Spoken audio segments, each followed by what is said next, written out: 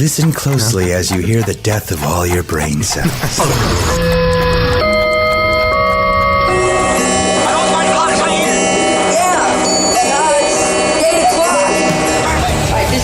This is an oldie, but well, it's an oldie where I come from. It's Tuesday night. Time once again for another Indie 180. 180 minutes of music, news, and interviews. Brought to you in part by Cold Cock Whiskey and Blow Paste. Syndicated on Bullspike Radio, Sundays, 6 p.m. to 9 p.m. With your hosts, the Nom Nuts. Some slut named Some Dude, and me, Knob. So buckle in and get ready, because the show begins now. Indie 180. Bitch.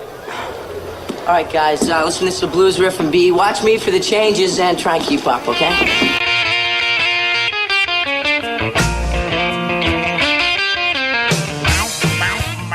What's up, everybody? It's official fucking new radio, OFNR. 180 minutes of music, news, and interviews. Nom Nuts is... What up? Hey, I'm on number 4. You can get me on 4 till number whatever. 3.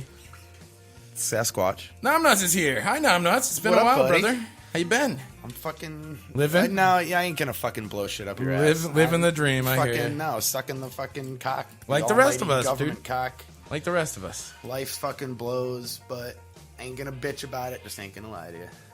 Oh, yeah. Shit. Yeah, man. I How heard you that.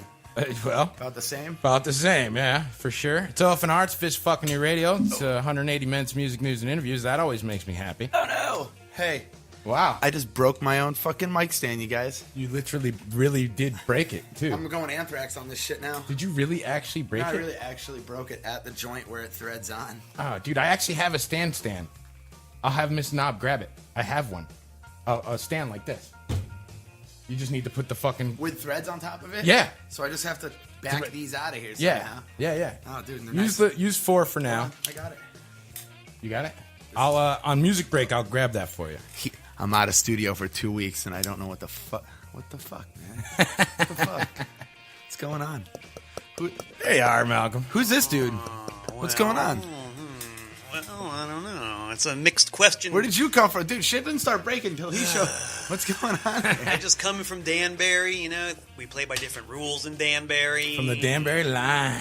DB. From the Hat City to the Brass City, and all hell breaks loose. Sorry, guys. For those that don't know, tonight we have Malcolm Tent here in the studio with us. Man, I'll be honest with you, Malcolm. I've been wanting to have you here. Oh, yeah, see what I mean? Don't do that. It's like the Misfits. All Whatever hell you do, breaks loose. don't do that. Okay. Malcolm, now. Hey, I'm not gonna be like you know this what? guy. You're off limits till 8:45, 9 o'clock. Back off. Back up. So, Back it up.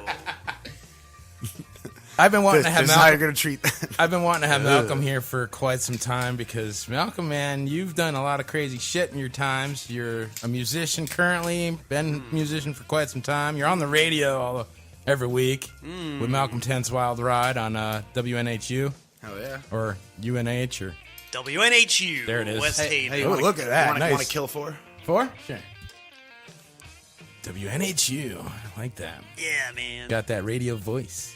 Well, I was on last night, so it's sort of like spilling over. And Yeah, of course, right. I'm on the radio now, so one must adopt a radio personality Right. and inflections Right. when one is on the radio. That's true. That's true. They taught me that in CSB. Yes. No, they didn't. Yes. No, they didn't. No, I heard about your stint over there and the mysterious rash of fires that broke out, and Yeah, for sure. They're definitely a true statement. I heard Yeah. about it too, but I never wanted to bring it up. well, you know, like I said, we play different rules in Danbury. That's true. That's Nothing true. is taboo. Nothing's off limits. But yeah, we're gonna talk with Malcolm here tonight, and he's got his guitar. He's gonna play us some tunes. Oh, fuck yeah, you gonna jam out? He's gonna jam out some Please. tunes for us. He's Maybe. brought me Please some jam it out. obscure stuff to Maybe. play tonight, which is cool. Because I know you always got some We need your really music. obscure ass fucking tunes, Malcolm. I know you do. Obscure and awesome. Let's not forget That's the that. and that's the key. Extreme eclecticity. Oh yeah, dig it. So let me run down real quick some of the things that we've got coming up here at OFNR. This Saturday on the 19th, Wow. On the 19th, we're going to be, and by we, I mean me, I'm going to Axe Fest. I'm going to Outer Space in Hamden. And Marketing. I'm actually bringing my 7-year-old to his second ever metal show. Yes. Does it involve apostasy? It does, but he's not going for them. What do you mean he's not going for them? He actually was like, Dad, I want to see Apostasy. That's cool and all, but I really want to see Cyperna play. And I was like, well, okay. We can make that happen. Sir. So we're going to go. Dude, We're he's gonna, into the brutal. We're going to. Yeah, dude, he's surpassed. He's like, hell with Continuum. We're going to go early. Well, no. They're the next Chaotic. I was kind of hoping that they were going to play because he knows Brenda personally. Oh, yeah. Because our kids hang out and stuff. Yeah. And I keep telling him like how awesome she is, like doing the Continuum thing, but she's like, he doesn't quite understand. Yeah. And I was kind of hoping they were playing, but they're not. But there's a ton of great bands. We're gonna go early. We're starting right off when the show starts. We're gonna go see Diabolus because Steve Much Diabolus helped me out. Is it? Which is it? Hooked me up with the with tickets to the show, and I appreciate that greatly. So I can't not go see them because like. He gave me, a hookup on the tickets, so like I gotta fucking go support them, right? I mean, yeah, you I can't bought my tickets from him. I gotta pretty douchey to not fucking go, bro. Then Grip is playing, so I gotta have, gonna see them, and then thank you. You were a fucking lifesaver. That's from me to you. Forget about it. So anyway. There's a shit ton of bands. Glass Divide is playing, dude, and they've played here at these OFNR studios. They did the acoustic metal thing, and that was fucking so gnarly, man. So I gotta go see them, and I think after Cyperna, we may bounce because it would be a pretty long amount of time for the kid. Yeah, overstimulated. I did get him noise canceling headphones for Monster Jam. Good shit. So bring those. He's gonna have those, so he'll be protected. There's a video on the Axe Fest group page or event page of my son 2 years ago rocking out to the Maddening Process live at a private party. We went to a 4th of July party and they played the show, and you could see Brandon fucking throwing down. So I had my wife post it, and I'm like, y'all motherfuckers in the pit better bring your A game because who knows. Because fucking my gremlins. 7-year-old's gonna bring his A game, throwing it down the metal show. He's gonna fucking be brutal, dude. He's so excited. He's been counting down the days. So excited. He's like, Dad, I can't wait to go to Axe Fest again. Because the first show he ever went to was Axe Fest. He only went and saw Apostasy that night. He was fucking 3. Right. So he wanted. That was it. We played that year. Yeah. I remember seeing his minion ass there. So it's gonna be a really good evening. And fun. So if you haven't gotten your tickets already, you should. Awesome 2 stages. Raven is playing. Dead by Wednesday band, right? is playing. Dude, Raven's from like the 80s, dude. Get tickets. You can hit up any band, right? Oh yeah. And please hit some up of them, any and every some band. of them may be sold out. So yeah. I would advise you to quickly act because Saturday is coming very, very soon. Next week here in studio, Rich Tobin of Murder Monday. Rich, what up, dude? He has been dying to get his ass here, and he was like, "We were just chilling on Saturday. What we gotta do is we gotta schedule it so that I'll actually have it on my calendar and I'll come." And I was like, "All right, well, give me a date that you're free." He's like, "Well, late August I'm free." I'm like, "Well, look at this. The 22nd I have open. How do you like that?" Damn, it was today. On the 29th, Smitty from Zenergy Entertainment is going to be calling in. He's got a roster of bands, of awesome bands, Negative Sky, Stagger, and more. And we're going to talk to Smitty about what he's up to with Zenergy Entertainment on the phone. It's going to be a great time. I cannot wait to talk to him. Now, the 5th and the 12th of September, we currently have open. So if you're in a band, know of a band, looking to get some airtime, we love having bands either here or on the phone, or we just love talking to bands, man. I love talking to bands. It's got to be my most favorite thing to do with OFNR. We got to do something one of these days because last time was more of over the line interview, and Aaron and I were just chilling, so we didn't really She Walks interview. Yeah, book something in September. You know what I'm saying? The 5th, the 12th are open. The 22nd, Mike DeLucia will be here promoting Falling Further Fest. Okay. The And that's right 26th is the 11-year anniversary in-studio celebration. Yeah. And then the 30th is Effenfest. Yeah. All right, maybe On like the 12th or 1st, something. on the 1st of September, I will be making a major announcement, so keep it locked for that.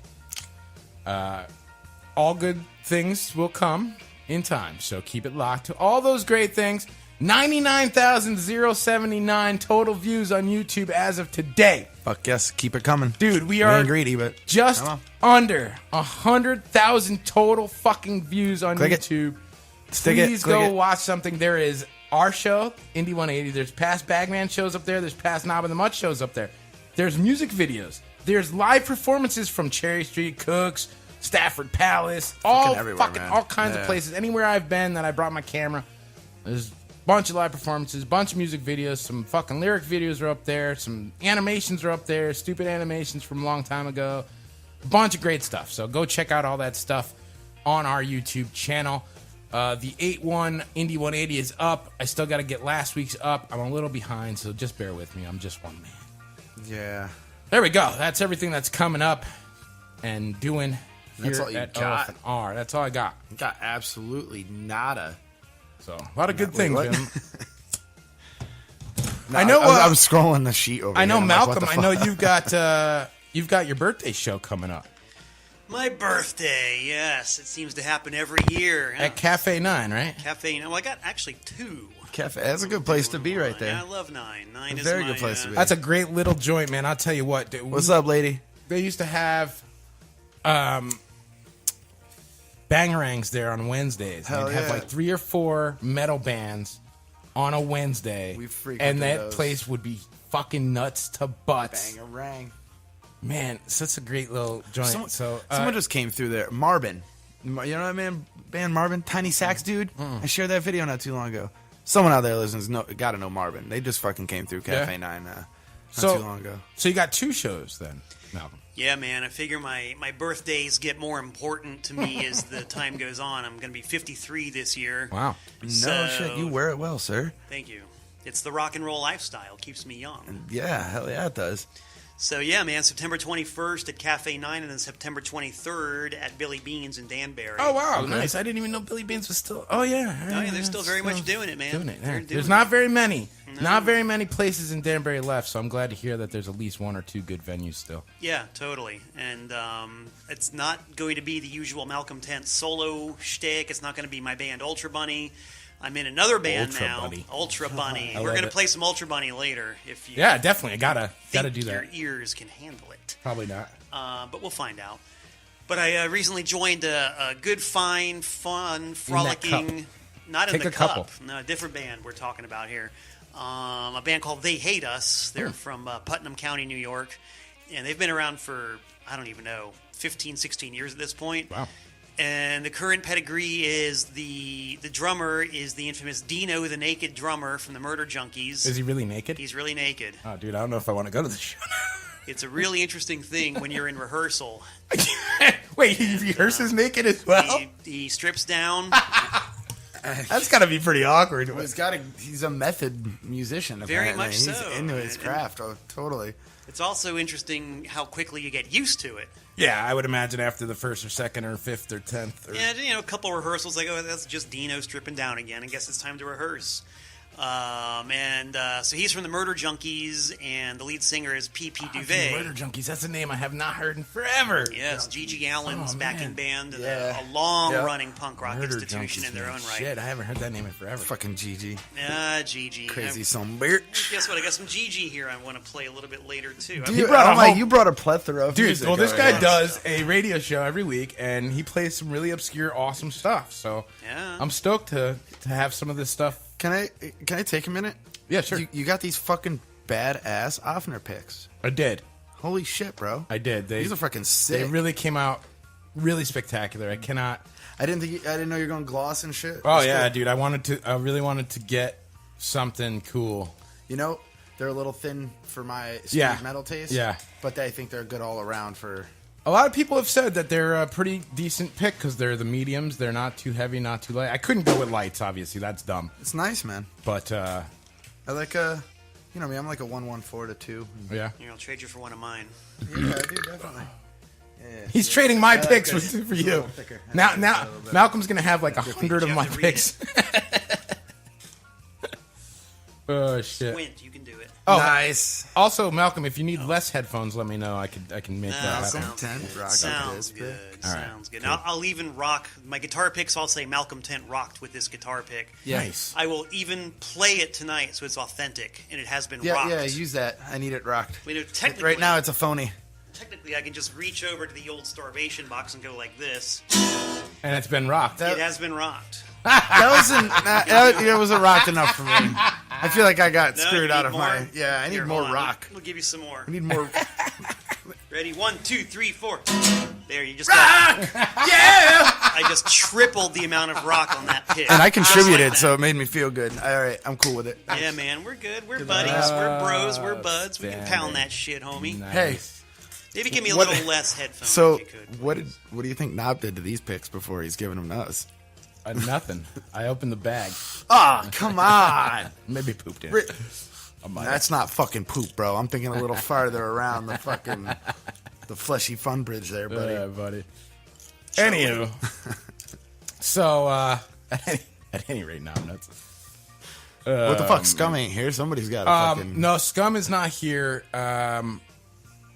Let's just say that Scum had some serious shit go on recently in his life, No shit. and Scum may not be returning to OFNR for quite some time. So let's just say that. I don't know. I don't know that to be exactly 100% true. I just know that a lot of crazy Man. shit has gone on. So You got to do you. you know, yeah. You got to do. He hit me up very, very, very, very early this morning. And when he told me what he told me, I was like, oh, well, he won't be here this week. Miss you, Scum. It's all good, brother. Of course, last week, Bart let me know that he will no longer be part of our show, and I unfortunately miss him greatly. Because he was a great comedic asset to our team of fun. Does he Here. get to keep the South Park character? I have changed the header, actually. But yes, he can have this up. All right, cool. Miss He gets to Brenda keep him. may or may not be here this evening. I'm not quite sure. Ah, come on, Brenda. She may show up. Of course, she's in Continuum. And she has her awesome podcast called The Roadhousin', which is awesome. Her and her sister do the Roadhousin' thing. She got the Miss B And page. she's Miss B. Yeah. Yeah. It's now Roadhousin'. That's the page. Oh, yeah, now. that's what it switched to. Yeah. It's a great podcast. Go check it out Guess if you what I've been haven't. doing the It's on the Metal Syndicate Podcast Network, of course. So there's that.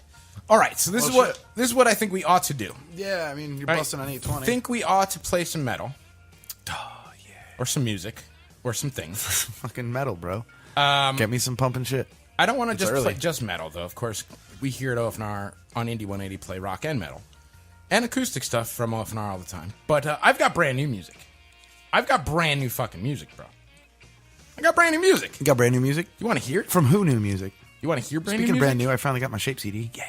It's Oh, fucking dude. killer. Oh, dude, is it good? Yeah. It's so fucking good. Brian hooked me up fucking Saturday. Yeah, it's really Thank solid. you, Brian Almeida. And doing really awesome on the billboards, on the hit, on the, what the fuck is On it? the fucking stat chart thing, my Bobby, Yeah. you're doing cool. It's Whatever good. it is, yeah, they're doing pretty phenomenally for the release. We're So fucking great at reporting the news. Back to you. shouts out to the Shape on that and all that fun stuff. All right, so this is what we'll do. I got brand new music. We'll play a couple tracks. We'll come back. We're going to talk to Malcolm Tent about all sorts of fun things, including owning a record store, because he did that for a long fucking time. Hell yeah. He speaks the truth. And it was like an iconic place in Danbury, man. He still speaks the truth. So I want to... I feel like I'm left out of this we era. got to talk about You it. I'm speak young. the truth. I am. Youngin', I am youngin'. you're less than half my age. I am a lesser. So here is brand Just new saying. Dead by Wednesday.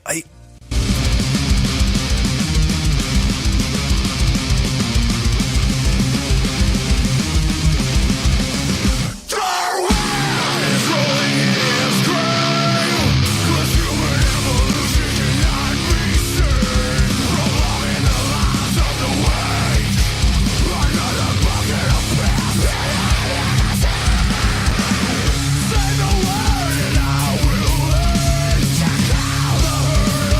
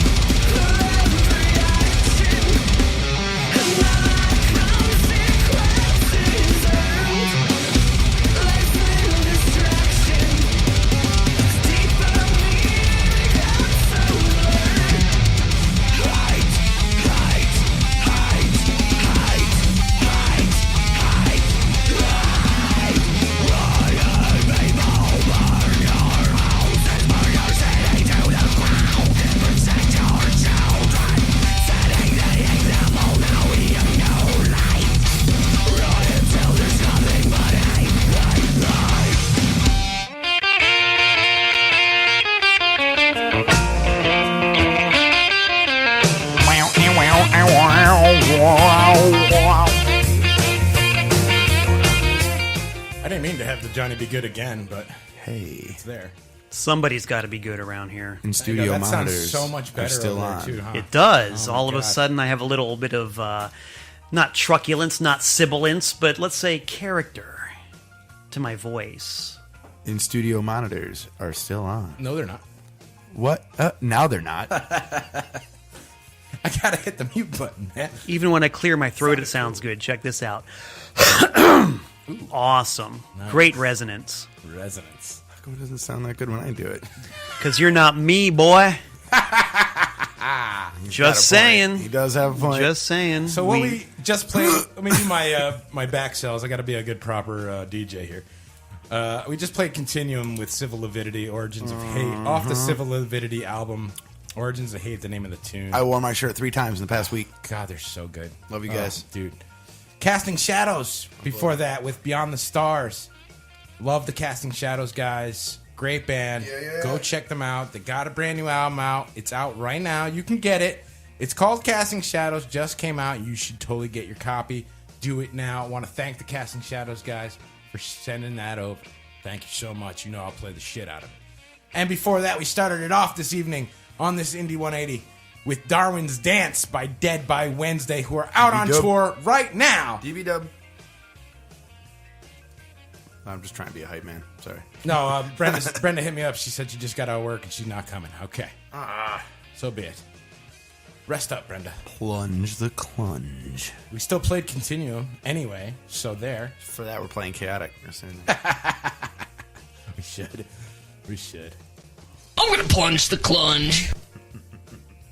And that, my friend, is our friend Brenda. That's right. Great vocalist, great band, Continuum, one of my faves here in Connecticut, of course. Go check them out at a show near you. They are playing all over the place. So check them out. All right. So that does that. We got through all the back cells. Yep. And now we have our guest. Hi, guys. Dude. Great to be here, man. Yeah. Mr. Malcolm fucking Tent. I put the fucking in there. I was going to say, it's I not on had my to- birth certificate. I had it. Is Malcolm Tent really on your birth certificate? Is that really your actual name? Only my lawyer knows for sure. Ah, I see. That we won't get the information. I see. My mom calls me Malcolm. Well, My aunts and uncles call me Malcolm. My cousins do. My brothers do. That should be good enough, eh?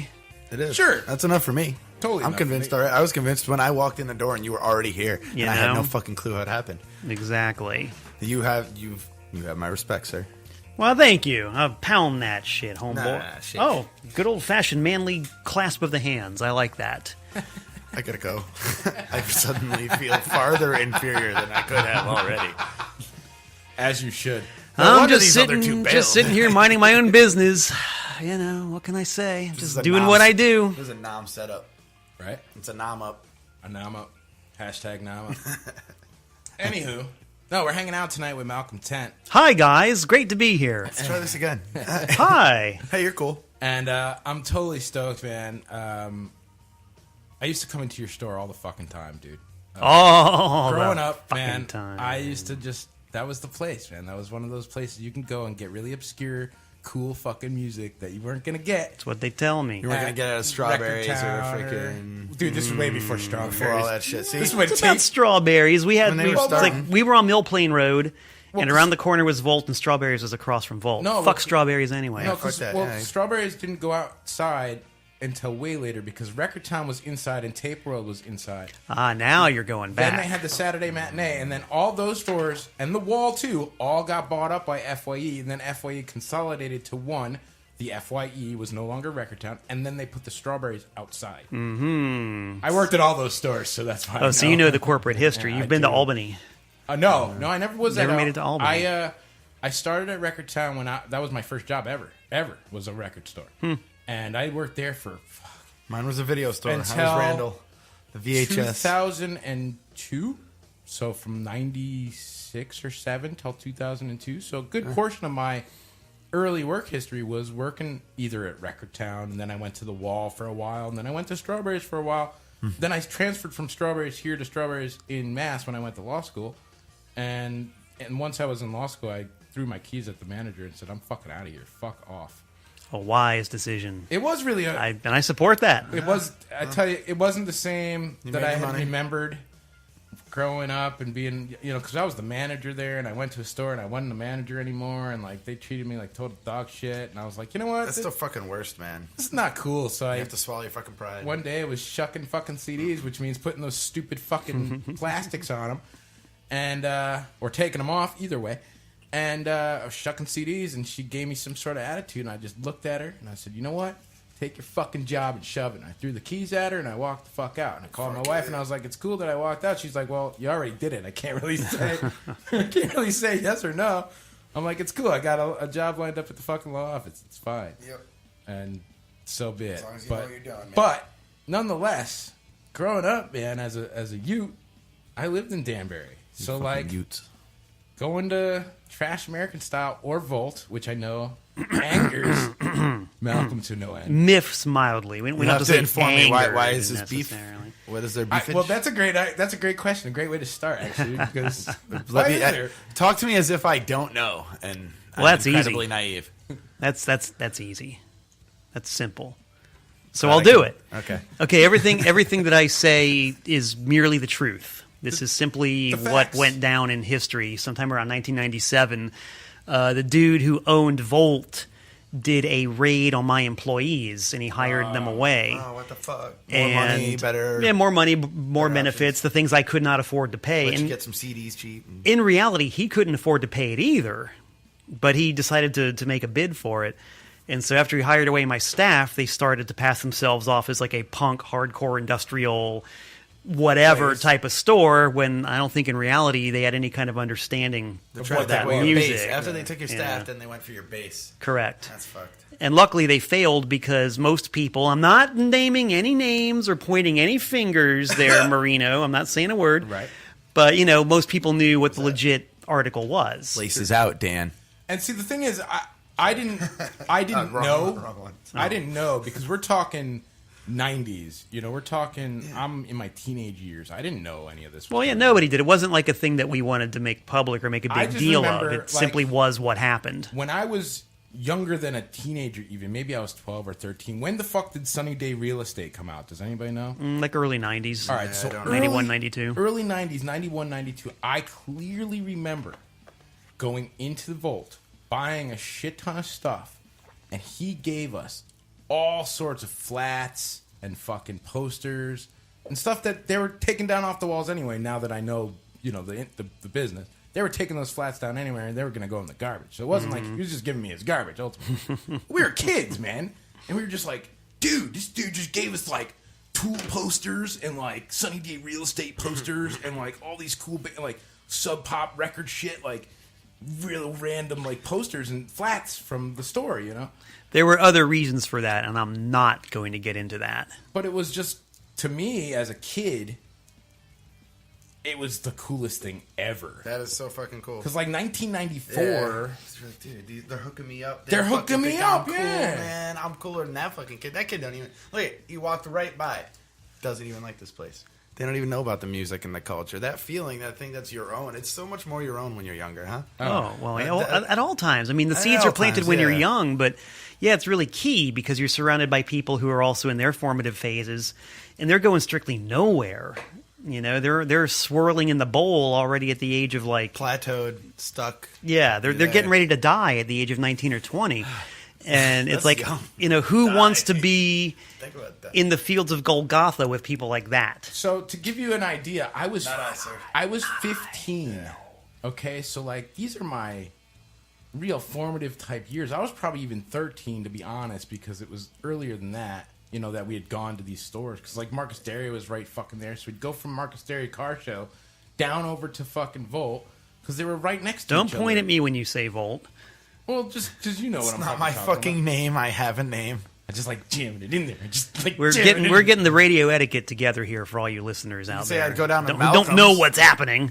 No, well, see, you would go to Malcolm's store because he had stuff that nobody fucking had. And this is not blowing smoke up asses, dude. You would go to fucking Trash American Style because he had vinyl that, and I say that as if he's not in the room, dude. No, go ahead. I like it. You had vinyl that, like, I'd be like, where the fuck did he find this? Dude, I'll never forget being in the store. Dude, he had the Megaforce Records Metallica fucking record hanging up. And I'm like, oh, one day will be my... I never had the money for that. Dude, I was 15. I didn't have money for that, dude. Talking big time, you know. Reasonably priced record because it was fucking Metallica's first Megaforce, big, you know, before even fucking, it was, before Kill 'Em All even, was No Life to Leather on fucking vinyl. Oh God, I forgot we even had had that one. on That was the fucking forever wall, ago. dude. Jeez Louise. They did tapes as well. I just, dude, And tapes. We had No Life Yeah, to yeah. Leather on tape. Yeah, tape too. Only once ever, just- but we did have one. I remember you having some legit copy. I don't remember which album it was, but it was something early Metallica, and it was on the wall, and as a Metallica mark, it was. I actually remember that one. It was the one with the large V on the cover and an alien coming out of it. It had the No Life Till Leather demo on one of the discs, and So you I were- think an early live show on the other disc. Were you carrying stuff like Pantera and all that back in the day? Slayer, Oh, when they were a maybe some ridiculous black hair coming metal. out? Yeah, dude, when they were Or like, Pantera. would I be able to find Possessed in your shop? Oh, yeah. Or yeah. No, totally. Absolutely. Oh, yeah. That's what we were into, easy. you know. It was, yeah, I mean, if it was underground and it was cutting edge and maybe a little bit dangerous, that's what we did. Cool. And, you know, that could cover any genre. What about you new know. bands? Did you deal with like local band, new band? Absolutely. We were all about that. Or like local band demos, New local T-shirts. section. Bam, that was where. Not even a section. I put them out with all the regular stuff. Regular stuff, sure. You know, so if you're looking Just mix it in for, between everything. yeah, if you're looking for like say Devo, you would come across Dismay. Cool. Or if you were looking for Grand Funk Railroad, you'd find Groundwork. You know, it was all there together because I thought it was as valid as anything coming. In fact, in most cases, more valid than anything coming out of the major labels. We did not sell major label stuff. That was always a big bone of contention for me. You are preaching to like the choir when you talk about this kind of stuff, man. Oh, sure. Because I believe wholeheartedly, especially doing OFNR for all these years, there are bands that are independent that are not on a label that you've probably never fucking heard of that rip way harder than any corporate nonsense you're listening to out there in regular radio. Oh, definitely. Well, dude, if you look at because I brought a couple of Dude, I'm CDs so to glad you play. did. What I have here are because 2 discs of bands I've recorded while I'm on tour, and a lot of these bands have never even left their respective towns. Like I've got bands from Chattanooga, Tennessee, Asheville, North Carolina, New York, and these bands kill. They rock so hard. Put it on. But maybe if you want to hear one, It takes them a few to burn them up. yeah, give me a second. Let me choose one that I think is particularly. Ooh, I should play this thing by Apps. Yeah, take this disc and put on number 10. This is a good Connecticut band called Apps. And they actually did release some stuff overseas. They were on a big independent label over there. Number 10? Yeah, but this was a track that was recorded at Red Squirrel Records in Wallingford. Ooh, I remember Really? that. Yeah. And they're still around. Red Squirrel still cranking. Yeah. Still. They kind of picked up the torch from Trash American Style, actually, because they opened within a week or two of us being screwed out of our lease in 07. Is that how?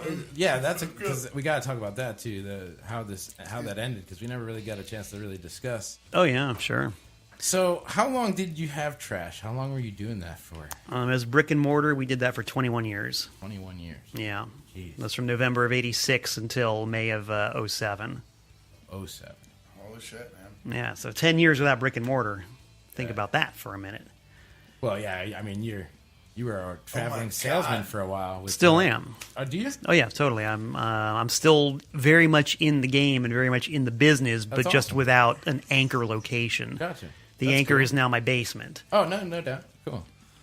I know for a while there, like I'd find you at the most random places, and you'd have crates of just awesome, cool stuff. Oh yeah, I love like I did CT Punk Fest a few weeks ago.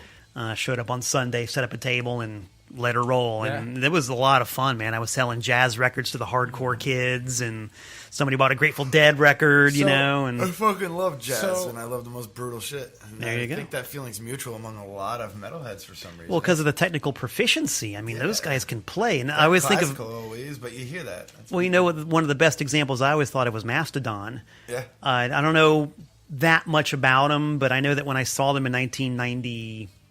Actually, I'm sorry, I don't get my decades confused. I think it was 2002 or something like that. Yeah. They showed up unannounced at Yukon to play a show with Thurston Moore, and yeah, it was really cool. And I didn't even know who they were, so they put them on first, and they were just beyond belief. I might even have the recording of that on that disc over there if you want to hear that. I just caught them not too long ago in Philadelphia, and yeah, they definitely immerse the stage. Yeah, and everyone and what they're doing. The drummer had serious jazz chops. Like, you could tell this guy had studied his jazz, and he knew how to play in the jazz style, and he totally laid that on top of a metal foundation, and it sounded great. They made a fan of me that night. I didn't know anything about him. Good off time. Blew me Freeform away. Jazz, death metal.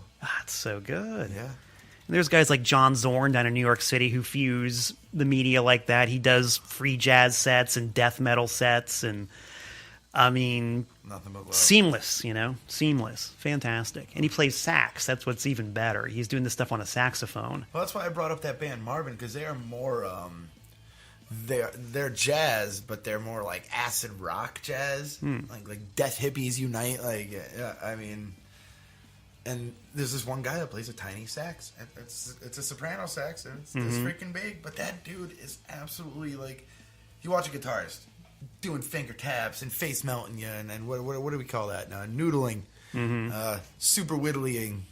Is that a term? Super whittle. I always called it, referred to it as throwing confetti. That's what I always called it. Whipping that shit around. But forget my point on it. You listen to that shit. He's doing that shit on the sax, man. Yeah. He bends and fucking. You just gotta listen to him. Check him out. So done. So Marbin, anyway, Marbin. Because we're jumping all around here, and it's great because this is exactly what I thought Malcolm would bring me. Is all this great discussion about music. Bunch of bullshit. No, I don't think it is. All right. I don't think it is bullshit. Well, Just making sure. I just came to terms with the realization that I had at least 4 years of capability of getting my ass to Dan Barry to patronize his ass before he had to close doors. And I still didn't make it. He still does. 2007, I was fucking. He still does this business. Didn't you hear him? Just said that a couple minutes ago. I can He rewind was it. not listening. I was listening, but you know what I'm talking about. I know what you're talking about. You were young. You didn't know. You're off the hook, man. It's okay. I forgive you. I still love you. Maybe a little bit less. I love you not quite as much as I did a minute ago, but I still love you. You had a question there, Robert? Yeah. No, don't ever call me Robert. That's just not right. You can Hobnob. You can call me Knob. You can call me Bob. You call him dirty fucking Mexican. Ooh. Just never call me Ray, right? Wasn't that the bit? Ray, I call you Jay. Right. That's for some. Wasn't that the bit, right? Yes, you can call me Ray. You can call me Jay. Call me Ray J. Eh. Or whatever, yeah. I didn't know that. Yeah, no, I'm not a Robert. But thanks. Knob is fine. Knob and the Nom Knots. Call me anything else. Whatsoever. Okay. Whatsoever. Arr. Nom Knots. Oh, boy. Here we fucking go. Anyhow, so the question is, was that like, for me, that would be like a dream come true to own my own record store. Like, just because, like, for me, when I worked at the record store, that was the happiest I'd ever been in my life. Dude, I was a fucking Muse computer for customers. They would come in, and I made it a point to know everything about everything. Because they wanted to know about it, and I wanted to know about it. Oh, yeah. What the fuck? Why are they coming? The more you know, the cooler you are, by the way. Oh, yeah, because then... That doesn't hurt either. They're going to come in, and they're going to be like, oh, that's the dude. He knows. When you're that age, you know. They can come in and hum a fucking couple bars, and I would know what the fuck they were talking about. Yeah. You know what I mean? Because ultimately, there was really only so many hits, you know. But nonetheless, dude, for me, it was like... Nowadays, that's an impossibility. You couldn't even fathom to think to start a fucking brick and mortar record store. I would disagree with that. You think so? Yeah, just because when I go out on tour, and I go all over the country. Yeah, I know you do. And I just got back from a run through the Midwest and the I South. want to talk about that. Nice. Oh, certainly. But in every city I stop in, I hit all the record stores. Right. And there are new record stores popping That's up crazy. all the time. That's awesome to hear. I'm so happy to hear. Yeah, and they're healthy and they're doing well. And it seems like there's just more every time. I was just in a town called Morganton, North Carolina, which you would be hard-pressed to find on a map. Sure. But this guy had an ace punk rock shop there. Yeah, cool. You know, I played an in-store there, and You know, he had I got a Slayer Live Undead picture disc off of him, sealed. Rad. You know, and this is in Morganton, North Carolina. Right. And they in Morganton will be the first to tell you that it's not really anywhere. Yeah. So yes, it is happening. Record stores awesome. are very much alive and well, and that's hear. the good news I'm here to bring. Yeah, that is some good of it news, man. anyway. That does my heart good. And I mean, again, it is really one of those things. I'm all about the tangibility of music. Yeah, And I really feel like, and we had a discussion a few months back. We had a music industry roundtable here, and we had Jason pretty from strong Icolia and Turbo from Bullspec Radio, and a couple other Scotty Anarchy, and we talked about the idea that in the 50s you could say, okay, I know the 50s era by sound music. The 60s, I kind of know what the 60s sound like. The 70s, I know what the 70s sound like. The 80s, definitely kind of know what the 80s sound like. And the 90s, has its feels. up to the Spread 2000s. Now there is no more sound of a generation. Oh, sure. Are you kidding me, dude? Maybe I'm showing my age. Maybe this is the generation gap. But when I hear the millennial type music that's being made today, it pisses me off and it depresses me because it's so cookie cutter and so sound alike. You can tell exactly when the big stop is going to come, and then the big belting vocal, which has been all auto-tuned, and the.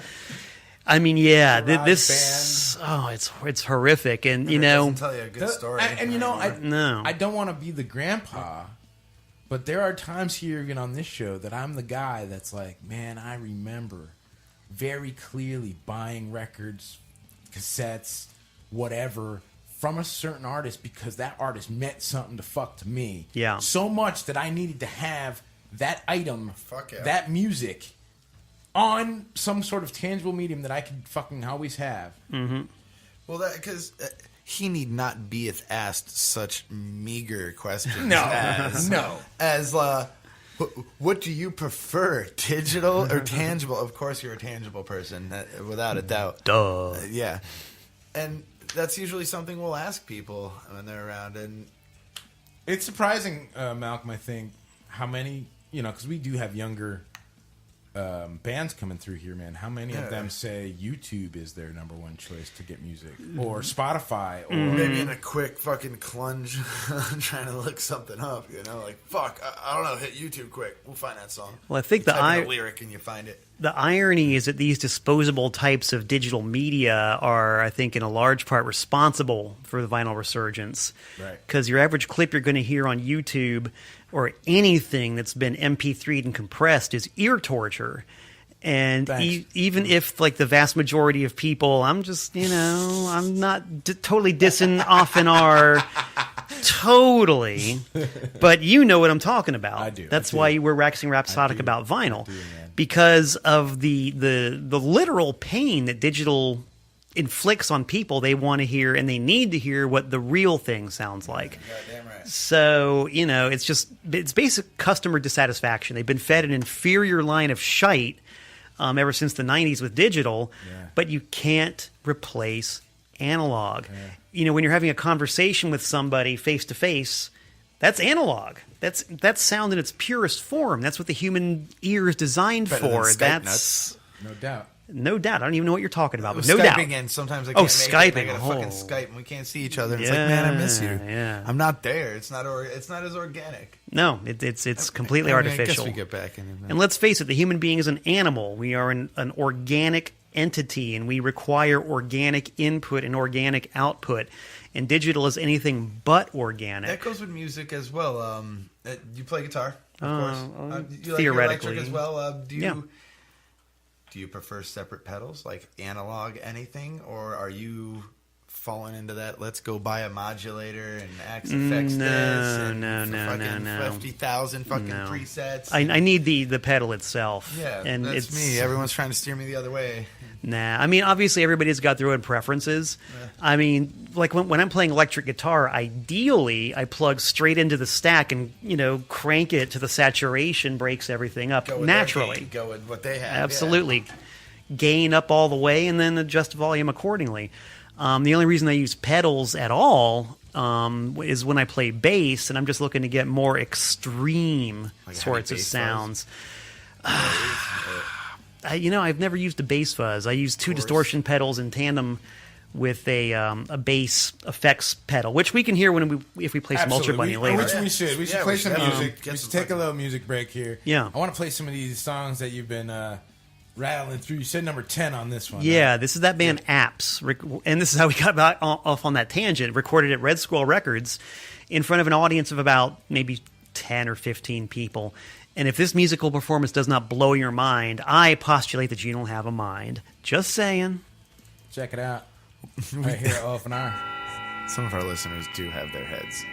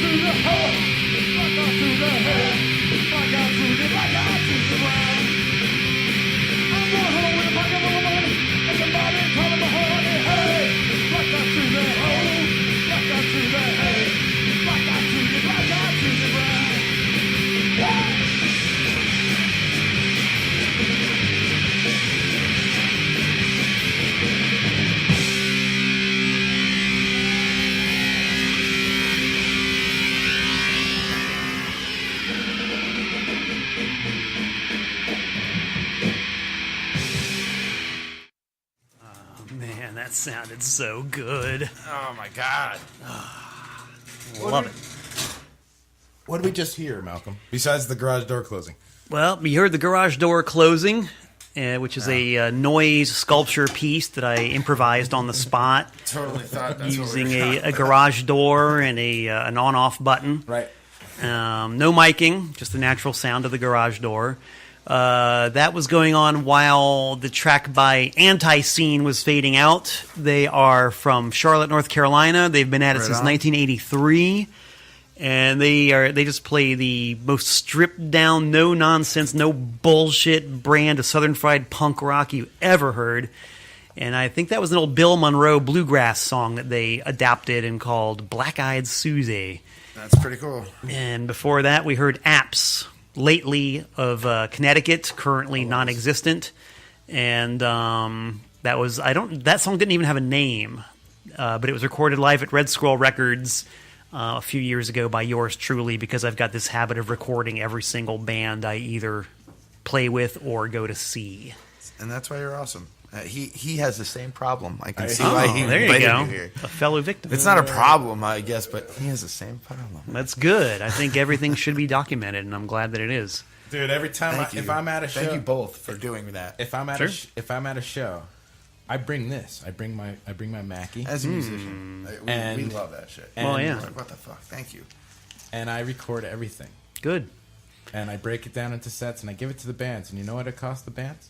Absolutely nothing. Right on. You know why? Because they made that music happen. I just happened to be there and recorded at the time. You know what I mean? Yeah. I mean, the Grateful Dead said it best because they were like maybe the first taper-friendly band. They said, we sent this music out into the free air, and the air is free, so you do whatever you want with it. And I agree with that completely. And coupled with that, I just hate to think of this really amazing music and these great sounds just disappearing into the ether forever. Yeah, right. Like if you weren't there, you missed it. Yeah. I mean, that Apps, the Anti-Scene, all this stuff, it just would be gone forever. Yeah, and man. that's a crime. Were you the Yeah, kind of can't guy let who that could get into the likes of Star fucking Hipsters or Leftover Crack? Oh yeah, jeez, we played with Leftover Crack once. That was fun. Yeah, I've seen them once. yeah, they're fun. Some, I believe, in Danbury, actually. Oh, probably at it was some probably underground place. the Heirloom at that time, or actually the Empress Ballroom. I'm going to guess. It might have been the bar. Yeah, My punk Billy friends Willie. dragged me. Actually, my gypsy fucking comrade, motherland-loving friends dragged me. But we were Go-Go Bordello 11 mother suckers. I got a Good- question. Good stuff. for you. I got a question. From a death metal perspective, I was like, what? right. I got cool. a question for Malcolm. First record you ever bought with your own money, and most recent album that you bought with your own money. There you That is very easy. The first record I ever bought with my own money was a 45 RPM single. I bought it at the Treasury Department Store in Hialeah, Florida on 103rd Street. It cost 99 cents plus tax. It was 1974, 5, Around that era. somewhere That's pretty around fucking close, there. man. Yeah. How old were you again?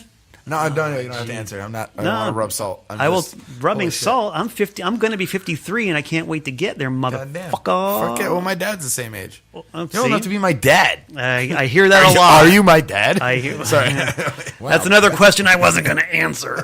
Actually, Mari We look Povich nothing is alike, coming in. Mari Povich is coming in, and we're going to actually have a blood test. Call your cousin up. He's all about that shit. He's been to enough of them. No doubt. Offer me enough money and you can test my blood. I don't care. As long as the check clears. Daddy? There's kind of a resemblance, isn't there? Absolutely not. We looked a lot alike when I was... Absolutely not. Oh, all right. Never mind then. You are my cousin. I was hoping for a glimmer of hope. You're my cousin's, son's, sister's, brother's, uncle. You mean this isn't you? What does that make us? Absolutely nothing. Sorry. Spaceballs reference. Yeah, I don't get it. Oh, I missed That's it. why I'm not laughing. I don't know what you're talking I was about. focusing really hard on I know. improvising a prop over here. So anyway, Yeah, you brought your acoustic with you, I did. Oh, dude. and it jam would the be fuck really out. kind of groovy if you could, give us some tunes. Well, now that I've got these great OFNR guitar picks, maybe I can do that. Cool. Yeah, all right. Well, I'm going to... Fire's gonna be shooting out of that fucking guitar. lightning. They are the pick of destiny. I do. Let's see here. It's gonna be like fucking Emperor Palpatine. Can you hear that? Can you hear the Yes. guitar and Yes, and the voice? Can you hear the guitar and the voice in equal proportions? Can you swing your mic? Yeah, I might be able to get a little of this. That's what she asked him. Ah, ha, ha, ha, ha. Oh, Okay, enough of baby. that. Fucking shooting me down. Give me a little voice. Hey, how about some voice there? How do you think? Sound all right? Oh, as far as I can tell, I mean, I think we're getting it from both angles. So. yeah, I mean, there's all kinds of leakage and whatnot just because I'm sitting right here on top of the I'm not guitar wearing- I'm and not wearing the protection. Can we get this over? the voice is coming out of my own larynx. Do so you I don't know what's going need on. reverb and whatnot? Nah, I like it dry. Okay, that's what she That's This is what fucking she getting said. Getting out of control. What are you talking about? It's been that way for a while. Always been this All right. way. Well, I think I'll do a couple of numbers. I'll start with my sort of my definitive statement. This is the one that sums everything up. If you can get this song, you can get exactly where Malcolm Tent is coming from. Because I don't think we've mentioned in a couple of minutes that I am Malcolm Tent from Danbury, Connecticut, I don't think we have. here on that- OFNR Radio. Yes, Offner's fine. And I think oftener is better than lesser, quite frankly. And I'm glad to be here. This is really cool. I like what you guys have going here. It's you're a bunch of smart asses, and I like that. I truly support my scene, man. Thank you. I love Connecticut metal. I love the fucking music that I get to hear. I love the fact that there are bands that would slay any band on any fucking national roster any day of the week, and twice on Sunday. Hell And yeah. I love being every part of it. So I'm so glad you're here, and I can't wait to hear what you got. Well, all right then. This first song, as I'm fond of introducing it when I play live concerts across this great land of ours. I always tell the story about this one and how it's the first song I ever heard. And I heard it as my mother was cruelly rejecting me. It was 5:11 in the morning on September 23rd, 1964. And up to that moment, everything in my life was great because I was in the womb.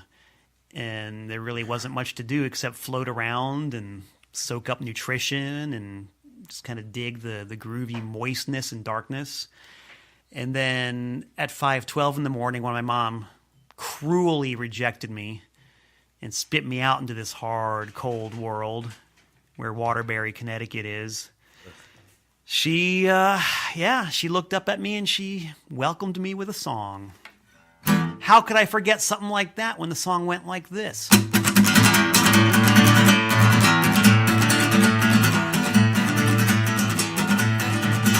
Welcome to the Idiots Club, 6.5 billion strong. You are now a lifetime member, and so is your mom, and so is your dog. Lots to do with the Idiots Club, cigarettes, politics, religion too. Welcome to the Idiots Club. We're all idiots, and we like you. Meetings of the Idiots Club go on morning, noon, and night. Try to discuss logic and reason, but it always ends up a fight. When you join the Idiots Club, you never know quite what's in store for you. Welcome to the Idiots Club. Life and death are the only dues.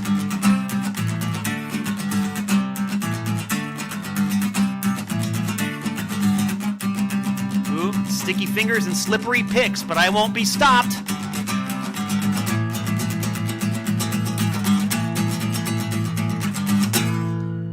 And And there's more good news. The cops are driving right by. They're not going to stop here. They don't know I'm here.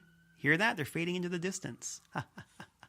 And even though every single one of us is born into that very non-exclusive club called the Idiots Club, it's never too late for any one of us, maybe each and every one of us, to make a little declaration of our own, to declare war on morons!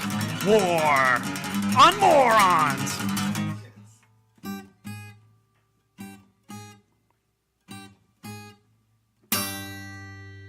It's the new sensation that is sweeping the nation.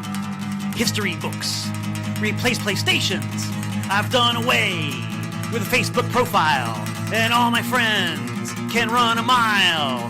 It's war on morons. War on morons. Twitter is disconnected. That energy is redirected. Whoppers and Big Macs in the garbage can, and the walk-up window is all vegan. It's war on morons. War on morons. The mall's been dumped into the sea. A brand new reef replaces mediocrity. Network TV has been banned. It's time to go and start a band and write a song called War on Morons. War on morons. Print a zine. Write a book. Plant a garden. Learn to cook. You are what you eat. You are what you think. Become the way you act. Soaked in what you drink. It's war on morons. War on morons.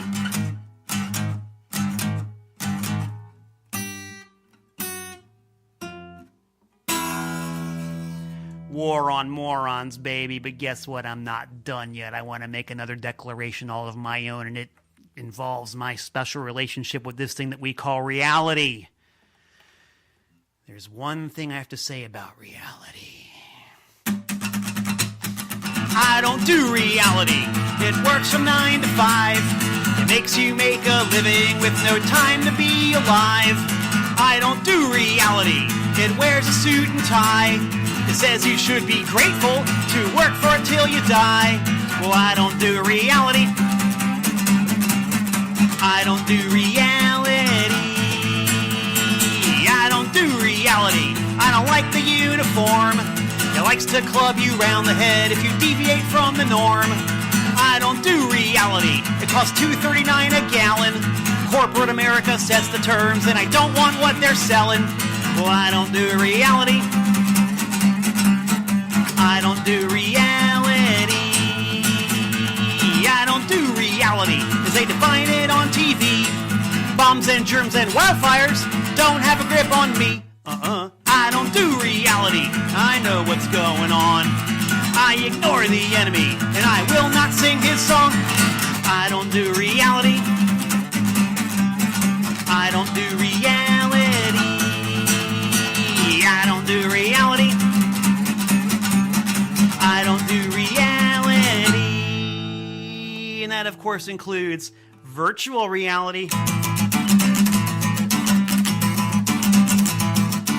You don't know me. You won't know me. There ain't nothing for you to see. What I do or who I do ain't no concern. No, not to you. Anti-social, anti-social, anti-social network. When I go out, I go all out. There ain't nothing to text about. What I ate was really great. Don't want you looking at my plate. Anti-social, anti-social, anti-social network. The invitation from the corporation only brings me irritation. The sponsored link don't make me think. It only puts me on the brink. Anti-social, anti-social, anti-social network. Anti-social, anti-social, anti-social network. All right, there you got 4 songs. Nice. What do you think of that? I fucking think that was fucking pretty. All right, yeah, that's pretty good. Awesome, yeah, you've been a dynamite audience. Dude, thank you. That was fucking outstanding. Excuse me. No, As you can tell, that stuff's a lot of fun to play. Yeah, man, sure is. That Lots of fun was to listen to. most certainly outstanding. That's fucking dude. Right? Malcolm 10, digging it. everybody. Malcolm 10. Where can You got me people check wishing you I had a out? kid over here, and I was kicking it with you. Speaking of social networking, where can people check you out on the social networks?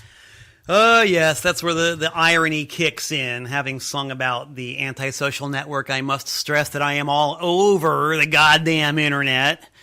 That includes Facebook and... I really enjoy your approach to music. Oh, thank you. And It's your- ham-fisted and your- exuberance. And your, yeah, definitely exuberant. I use that word a lot because I myself am eclectic. And, dude, that makes me feel ecstatic. Pound that shit, homie. Let's be friends on Facebook. What do you say? I think we already might be. We might be. My name is spelled Malcolm. I repeat, Malcolm is the first name. I fucked that up the first time. I did fix it in the graph. God damn it, Bob. Good. Malcolm is the first name. Tent, Tent, is the last name. Malcolm Tent. My website is malcolmtent.net. Of course, got to have the website. Got to have the website. I'm on, the usual Bandcamp. And If you go to the website, I'm sure all those places are linked. Yes? yes, if you go to malcolmtent.net on the be the way to homepage, they're all there. Okay. They're all Way to there. go.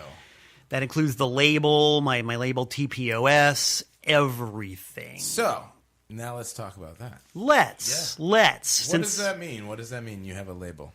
Well, I have a label, you see, and What does that mean? Because help the listeners. that's true. Not What everybody. is it today? Haynes? No. Hey! Anyway, Wait, you can do the rim shot a lot better than I He's can. got jokes. I've seen what you can do with the air. Oh, it's good. So a label, yeah. What does it mean? Well, let me tell you. Thank you. The backstory, the total backstory is when I was in my first punk rock band in 1983 in Florida, it was really hard to get a gig. So our lead singer said, well, you know what? If we have a record, it'll be easier to get a gig. So we totally DIY, and you could read in between the lines and say we didn't know what we were doing in the slightest pretty much, bit. yeah. We recorded a few songs, took the tape to the cheapest pressing plant that there was in Hialeah, Florida, pressed 500 records, and all of a sudden, Boom. we're a band with a record. And then it just led to wanting to release more stuff by our friends, Right. and it's just been spiraling out of control ever since then. Who did you know? Like, you knew Guttermouth, like people like that? Ooh, that was after my time. Was it? Yeah, that whole Gainesville thing and all that. That was long after I left Florida. But I've heard of them, and I've sold some of their records. Certainly did. Yes, indeed.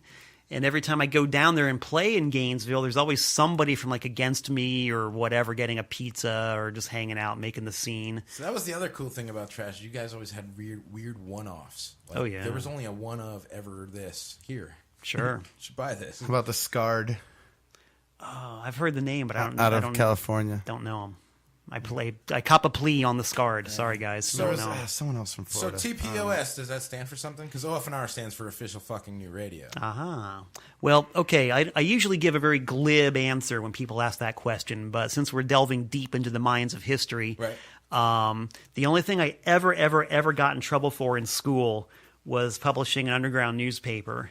And the name of the newspaper was TPOS. The Piece of Shit. Nice. And so we figured, well, what better way to keep the legacy alive than to name our record? It wasn't even a record label. It was just something to put on a record, you know, Right. TPOS number 001. Yeah.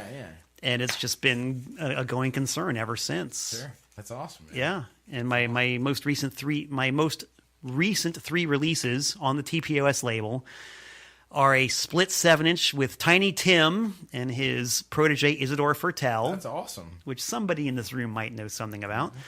I did a 7-inch by Thor, the Rock Warrior, and if anybody's into metal, you should know about Thor. Yes. Okay, That doesn't mean I have to like them. that's fine. You've got it's your prerogative to have as bad taste as you want. It's not for me to dictate anything to anybody. And then the other one I did recently was a split 7-inch of myself and the almighty Anti-Scene, who we heard a little bit earlier. Yeah. And basically what a label means is, you know, every now and then I'm able to scrape up enough jack to press some records. Yeah. And the way I do it is, to use that term again, it's totally DIY. I don't have a distributor. I do all my sales direct. I literally take boxes of records with me when I'm on tour, and I go to all the record stores and I sell them the records. Sure. I say, here, this is what I have. And they're like, oh, okay. They'll either throw me out, which is what they do in Nashville, Tennessee. Yeah, threw you out? And I would like to... They threw you out? Well, they showed me the door in Nashville, Tennessee. Wow. I've been, I'm not joking, from Austin to Boston and from Maine to Spain. Right. Nashville, Tennessee's got the lamest goddamn fucking record stores of any place I've ever been. Fucking lame. Come on, let's Nashville, get out of here. Tennessee record stores can kiss my butt. Nice. Just saying. Every other record store I've ever been to, I've had success with. Now, you said recently in this past tour you went out Midwest. Where's Midwest? Well, to me, Midwest starts in Ohio. Okay. Yeah. So So how far west did you get? Well, on this little go-round, I started in Kent, Ohio. Okay. And then did Cleveland. Right. And then went down to Akron and then Columbus. And then from Columbus to Nashville. Oh, okay, I see. And then from Nashville through the Carolinas. Right. I went as far south as Myrtle Beach, South Carolina. And then worked my way up to New Hope, Pennsylvania. That's cool. Where one of the guys from Ween was hanging out. Oh, that's was awesome. very drunk. And I I'm sure. couldn't get rid of him, but whatever. Played a show there and then made it back home. So I was out for 11 days on that one. Righteous. It was good. 11 days, 11 gigs, which is the way I like it. Damn, Do you like touring? Do you like getting out on Love the it. road? Yeah. It's the best. Yeah, I There's can only nothing imagine. better. I can only imagine that's Only gonna had be a the case. taste, man. Yeah. We made it out Indiana, past Ohio, and that way, and down and around. Yep, West Virginia. No, it's all good. I'm background now. I'm not so now. Okay. Yeah, you got to get closer, buddy. You're being subtle. Well, I can still hear you, so I guess it's all right. Yeah, being on the road is awesome. Yeah, it's fun. And it's also the only way you're ever really going to get your message out. Well, you yeah, know? sure. Yeah.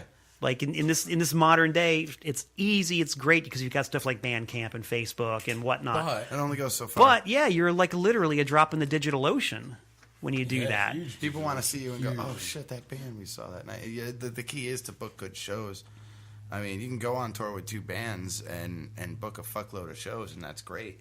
But If you got to nobody have these comes shows. out. Yeah, well, what's it, like the Tuesday show? Who's coming out on the Tuesday show? Well, but you Some got to diehards. play somewhere on a Tuesday. Maybe with a bigger name band That's- that's going to draw a bigger crowd, and it's calling it Malcolm a wash. does right? it, You're gonna man. make If it you count. can, if you can. I mean, I've played, and see, the thing is, there's no predicting.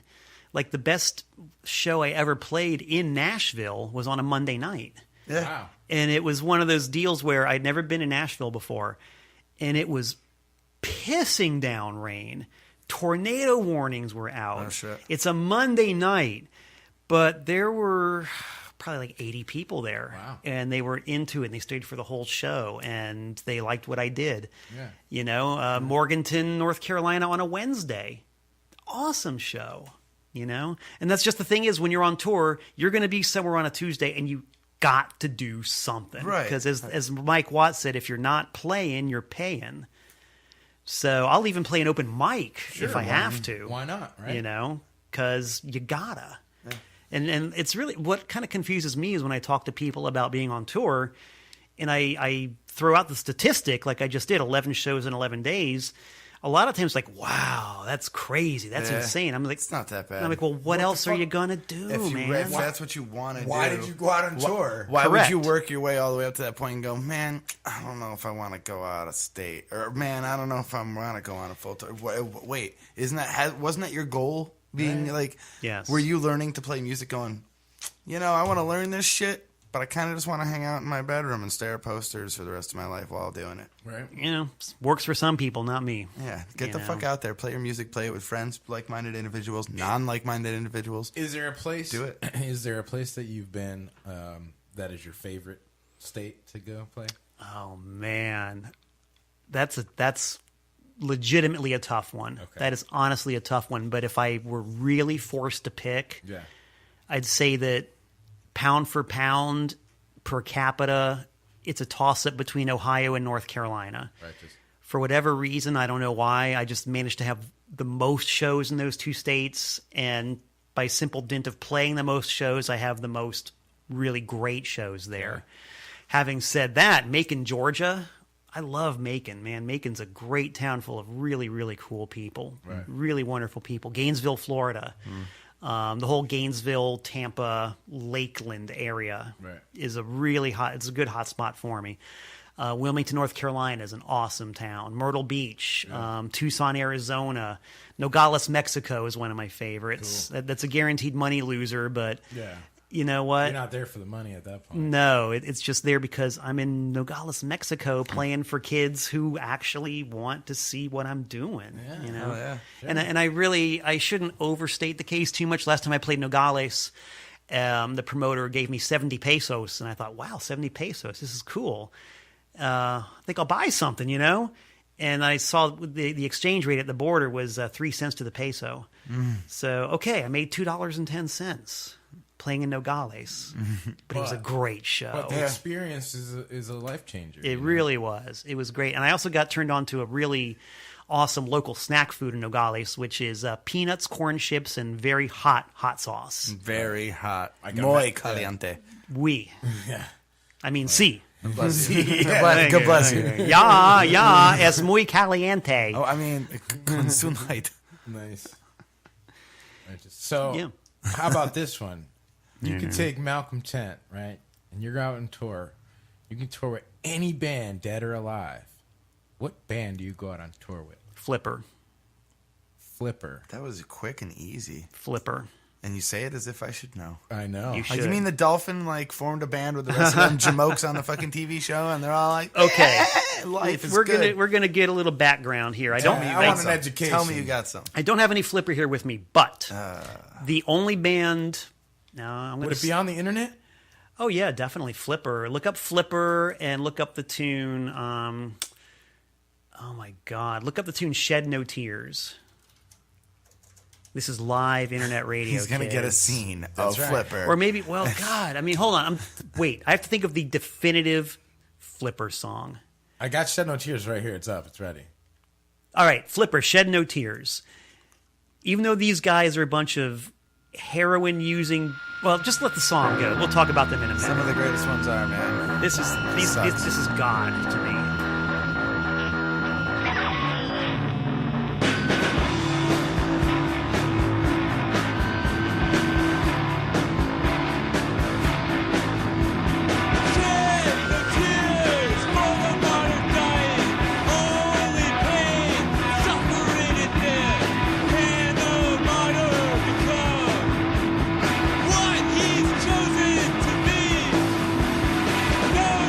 Wasted, the sun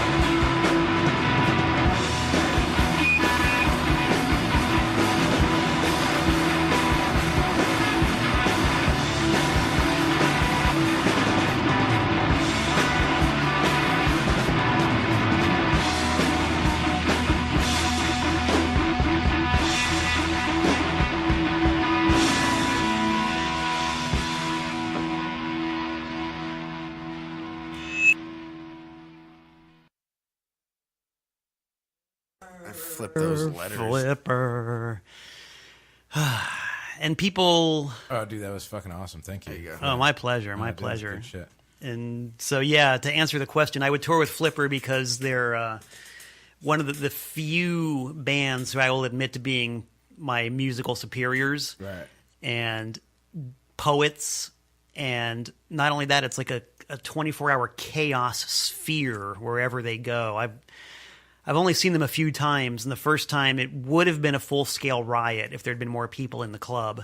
Nice. And then the second time was just like a full-bore noise assault, and it was just wonderful. Wonderful.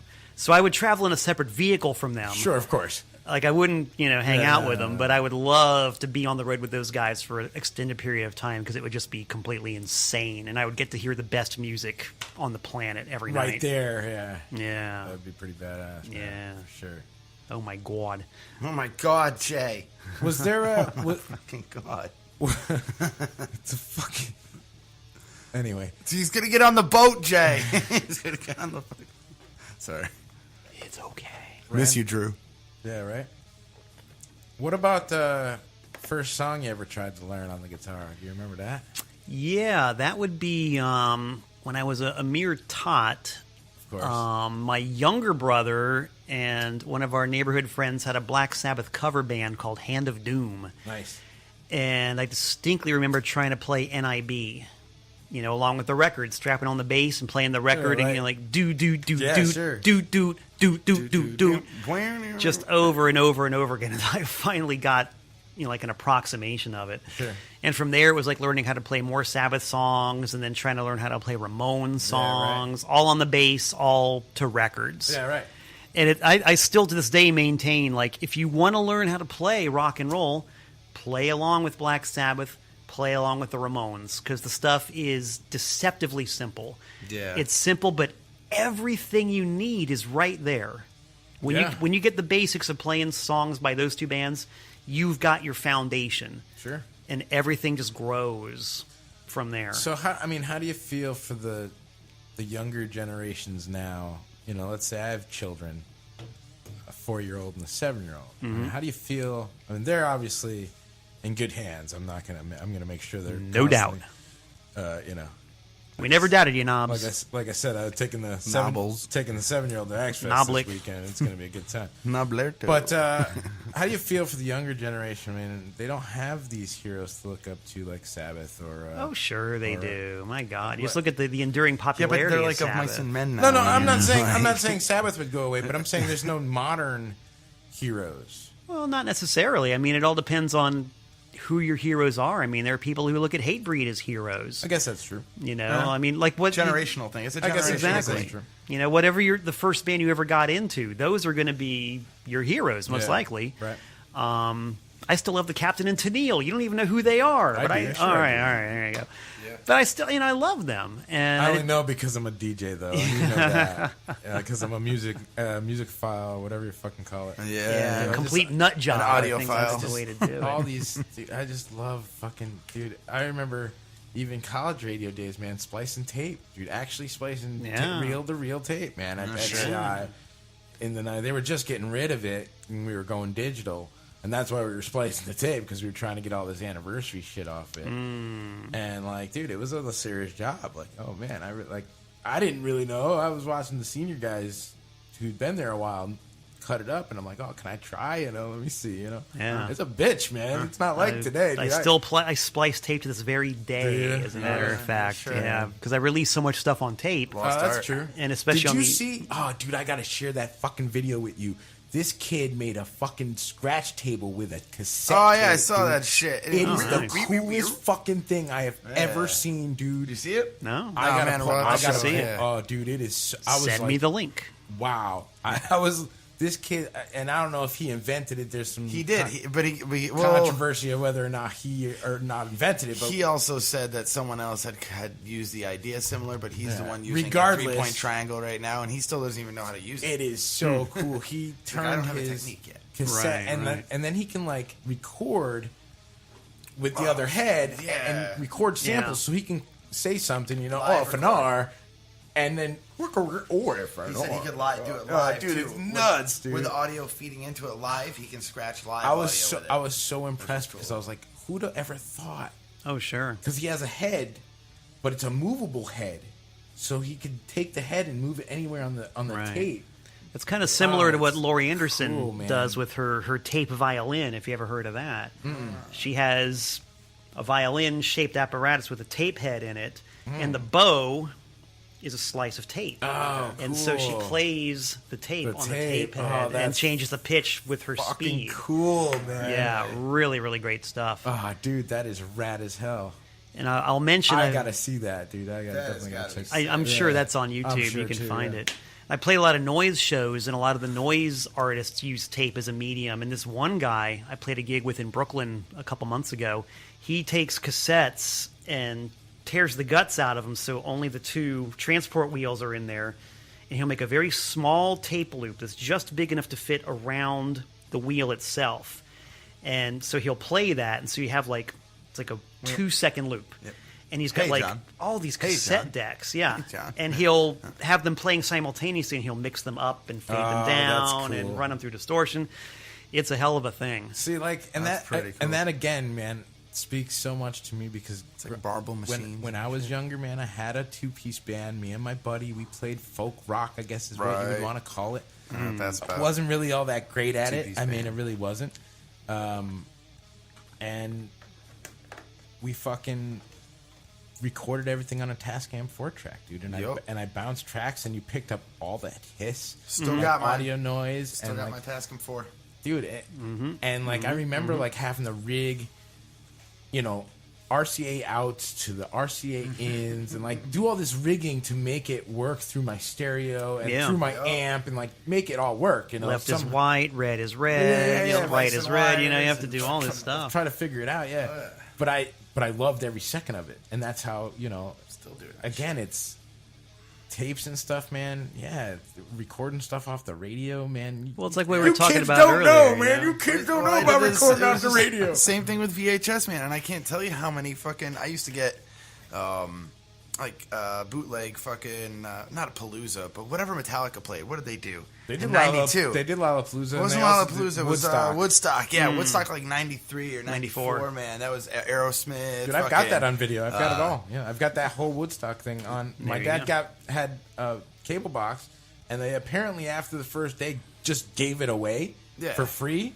And you just had to tune into a certain station. So I just popped in cassettes, and I still My have dad those got me started actually. on that. He used to record shit like that. So I Sure. had movies that were put on. Ghostbusters for me. And the first Star Wars for me was watching it with CBS commercials in between. Motherfucker. Yeah, right. Tape Totally. Dad fell asleep. He didn't kept stopping it. Tape trading, I'll never forget 6th grade, man, when my buddy got me the Motley Crue Girls, Girls, Girls on one side and Dr. Feelgood on the other side, and he handed me that cassette, and I'm like, dude, thank you, because I was listening to some pretty god-awful music, and like, and obviously I'm not saying the Crue is the greatest, but, No, Well, you got to start somewhere. gotta start The, somewhere. the reason I didn't patronize so many great such bands, though, that places- people piss on. I'm sorry. No, Go ahead. no. The reason I didn't patronize such places like your store, and not even FYE for that matter, unless I was really looking for something as I got older to go places, was because my father had enrolled me in it was like a 3 CD a month plan or something like that. They like used to Columbia have House those. or the BMG Yeah. Music Oh, Service or God, So something I'd like get that. like this week So many. Nirvana, Ozzy, Metallica. Next week I'm getting some Slayer, Pantera, more Ozzy. Yeah, Like, right, just getting. But you could kind of like check off what you wanted. Yep. But that's how he really got me immersed in music, what he liked, and he let me go for what I liked. And I really, The other thing I miss a lot is it was cool that way. Yeah. For me, I couldn't get out as a kid. Magazines, Whatever works, Magazine subscriptions, like Hum Magazine, used to come with a fucking CD sampler of like 10 or 12 bands. Yeah. And some of them would be like up your alley, some of them not so much, but like nonetheless, it's like giving you new music all the time, Yeah. And that's, I don't know, that's like my drug of choice. If I had any drug of choice, music would be the one. That's the one constant. That's me, man. You know what I mean? I come home every day. Surround myself with it as much as possible. Sure, it's the best. That's why we do it. I don't think anybody could argue that. And all I know is that I've met many, many, many, many people in my life, in my travels, standing behind the counter all that time, The only people I honestly don't relate to in the slightest bit are those who aren't into music. And Nazis. That's Nazis. it, man. They must be. Fucking Nazis. Well, it's funny what Jello Biafra once said. It's a good thing that the white power bands are no good. Otherwise, we'd be in a lot of trouble. Right. And I can say that because I've listened to a lot of the white power. I've heard Screwdriver and Brutal Attack, and they suck. Yeah. They just suck. They just plain flat out suck. I'm sorry. They just do. Ugh. They tried. And they failed. Miserable. And their heart's in the wrong place, but they failed.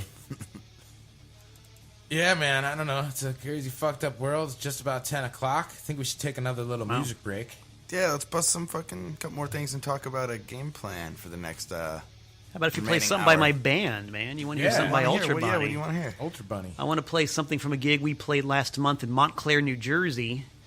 You can pick either track. Actually, play track 5. I'll tell you what. We'll do, if they're back to back, we can do 2 for Tuesday. There you go. Track 5 into track 6. Beautiful. 2 for Tuesday from Ultra Bunny. And the 2 songs you're going to hear, the first one is called Contracted Civilian Interrogator. And that goes into a song that I like to call Hoppin' at the Kong. All right. And if you've spent any time in New Jersey, you know exactly what I'm talking about. I've spent mostly bad times in Jersey. So it's 5 into 6? I know 5 good into people from 6. Jersey, but I've spent mostly bad times in Jersey. All right, we'll be back in just a little bit. Don't go anywhere. It's This Fist is Fucking Radio. my band, okay? My band, Malcolm Tent from Danbury, Connecticut. My band called Ultra Bunny. So keep it fucking locked and give it up. Yeah. And such. OFNR. We're all like, we gave him the setup, but Knob is nowhere near fucking ready. Where's Nobulus, man? He's Where- getting all why is- Nobulus why over is there. It's not playing. Oh, 'Cause it's digital. I muted it. Thanks. Fucking radio gremlin. Thanks a lot. Let's try this again. Shall we? Keep, Ultra Bunny. Keep it locked. My band. That's it. Sounds like my band. Ultra Bunny. Yeah. We'll be back. Don't go anywhere. OFNR.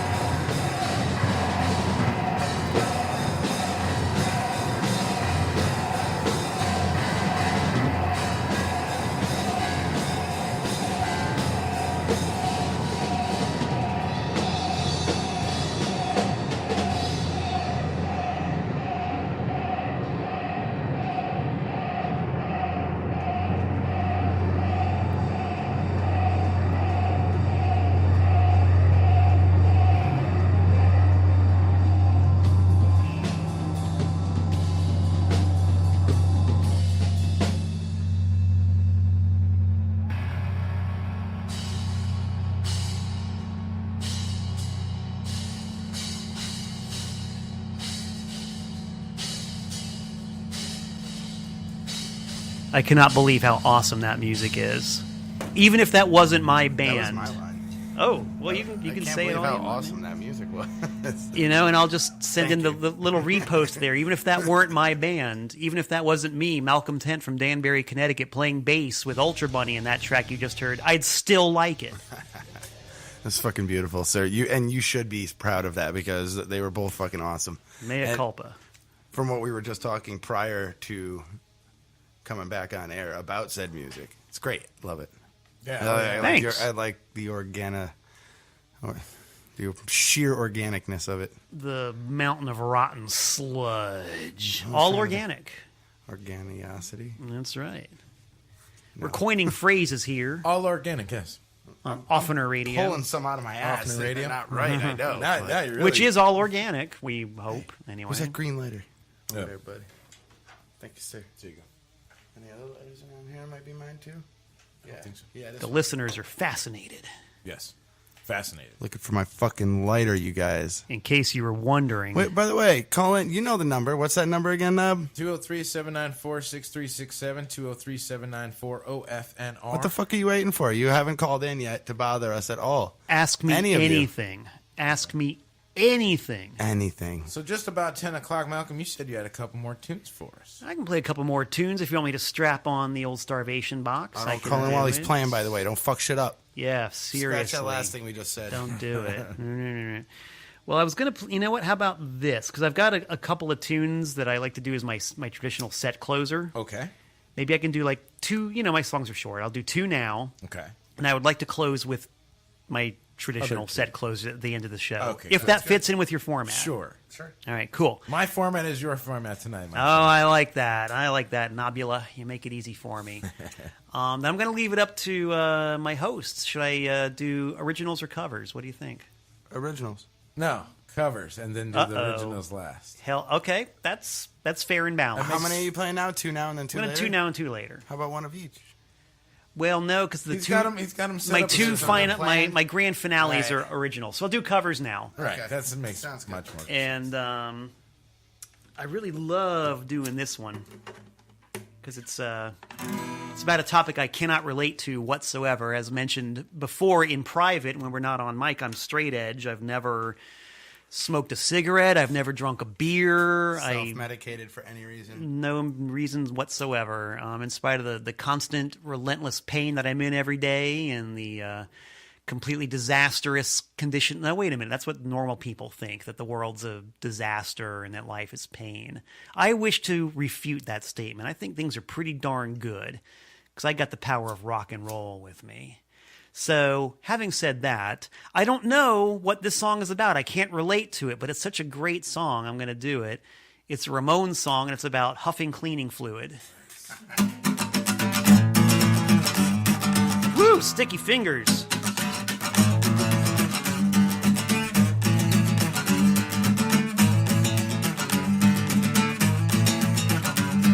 I wonder what I'm doing tonight.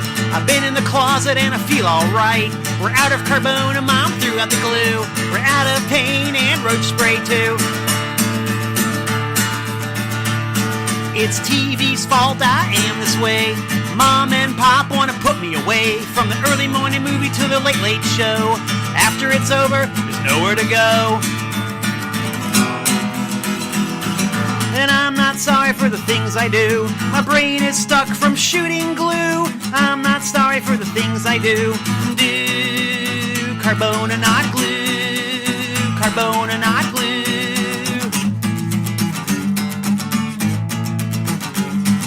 I wonder what I'm doing tonight. I've been in the closet and I feel alright. We're out of carbona, Mom threw out the glue. We're out of paint and roach spray too. And in case you're wondering, I can give you some backstory on what that means exactly. First of all, carbona is a brand name of cleaning fluid, which I did some research on. I found it is still on the market. I think only for sale in New Jersey, which might explain a couple of things. The reference to roach spray goes right back to my high school years, because I'm class of 82. And a lot of the smart kids in class of 82 would take, and I'm not making this up, a can of roach spray, a head of broccoli, They would saturate the head of broccoli with the roach spray and then eat the broccoli, which they tell me gave you a wicked buzz, man. And it makes me speed up just thinking about it. Well, I'm not sorry. I just totally messed up the song because I got so wigged out at the thought of some kid in Hialeah, Florida in a closet spraying a head of broccoli with roach spray and then eating the goddamn thing. That's enough to derail any song. But that kind of leads into a good segue because the next song I'm going to play is the song that I traditionally end all of my tours with. And I didn't end my last tour with this one because I was in New Hope, Pennsylvania, and the drunk guy from Ween was totally latched on to me, and the set just sort of swerved in a different direction than I would have taken it normally. So let's put on our thinking caps right now, and project ourselves through time and space to 9 days ago in New Hope, Pennsylvania, and I'm sitting on that stage at John and Peters, and the whole 11-day trip is winding down into its thrilling conclusion, the exciting denouement of the Malcolm Tent Getting All Devolved Tour 2017. And I'm going to play the last song of my whole run. And I really hope it goes like this, because it's a flipper song.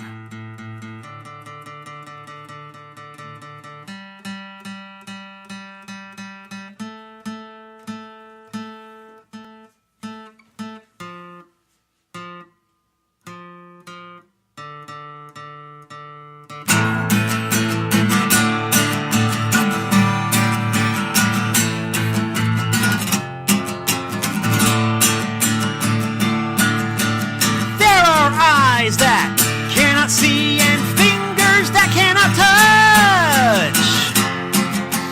That's the way of the world. There are dreams left empty and blank and legs that have ceased to walk. That's the way of the world. There are hearts no longer beating in theirs and trails spilled on the floor. The way of the world. There are kisses left undelivered and sighs and moans unuttered. That's the way of the world.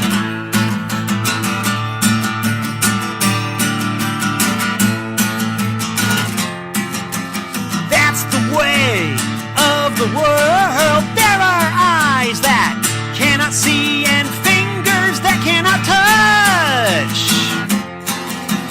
That's the way of the world. There are dreams left empty and blank and legs that have ceased to walk. That's the way of the world. There are kisses left undelivered and sighs and moans unuttered. That's the way of the world. There are hearts no longer beating in theirs and trails spilled on the floor. That's the way of the world.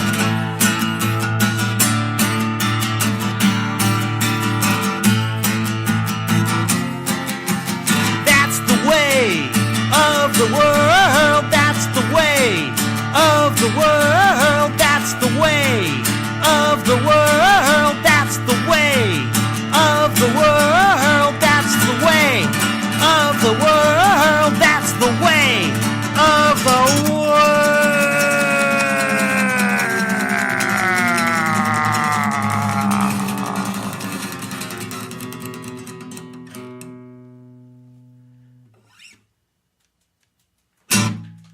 And that's the way of the world, kids. Thank you, thank you, thank you, thank you. Sure Brought to you by me, live on OFNR Radio, Malcolm Tent from Danbury, Connecticut. And don't you forget it. It's Fish Fucking New Radio, OFNR, just in case. That's fucking awesome. Ooh, thank you, thank you, thank you.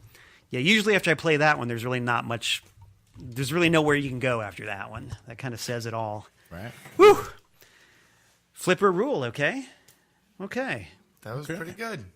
I already have learned 2 new songs from Flipper this evening, and the fact that they exist. Getting yourself an education tonight, Nuts. Yeah. And as am good I, when you learn. because it's good to be in different situations and meet new people. And I've never done a radio show like this before. This is really cool. It's a lot different than most radio shows, yes. A lot of freedom involved. Yes. I like that. Absolutely. And that's what really kind of makes OFNR, because there is no man. Yeah. And I don't. Screw like the something, There's no one to man. stick it to right now. If I don't like something, I just don't play it. That's it. Yeah. That's it. I don't have to talk about it. I don't have to. I'm not metal sucks. So I got no time for that. And we circumvent it through ourselves too. And 9 times out of 10, a lot of times he'll wait until there's 4 or 5 people in the room, and we'll have a listening. Like, hey, I got 5 entries this week. Yeah, let's listen I to got these all bands. send me stuff. We'll all go through. We'll And listen the to it, question we'll is, if decide you were yes tuned or into no. OFNR- Do you want to hear it on the radio here or not? Yeah. And we kind of a gatherment of peers. It's like, hey, you aren't necessarily bad. Your music was good, but we don't want you. And I guess it's call it what you will, right? Yeah. Or we do love you. And I mean, I fought to keep people here that you were going to kick the fuck out. Well, you didn't like their music, and then now we play their music, and I'm glad they're still here. Yeah. Maybe they've grown on you. Maybe you still hate them. No, absolutely have grown on me, most definitely. I mean, it's stuff that I'm like, oh, yeah, you know what? We talked to this person and But actually if we had talked said about no, it. Yeah, who knows? So long as the brain gets washed. That's what's the important. thing is, you can't let everything in. It's just not possible. Well, it's your show, man. You set whatever parameters you want. Yeah, it's my station. I mean, at the end of the That's day. it. There's really not much more to it than that. Most definitely.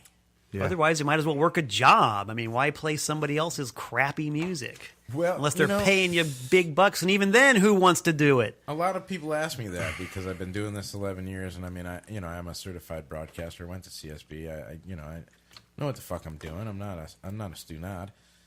And they ask me, why don't you go to FM? And I'm like, do you think I could really be a fucking regular DJ after I've done this for 11 years? Dude, when Honestly they're think when I could do production all day long, but I Sure. could never be on the air. and they're going to get feed used you to a it. they're going to feed you a script. They're going to Censor tell it. you what to say and when to say it and Yeah. what to play. I don't think you'd be screw happy it. about it, but you could do it, I think you personally could get used to it and do it, but you would be miserable about it, and it'd lead to worse things in life. Yeah. Don't do it, man.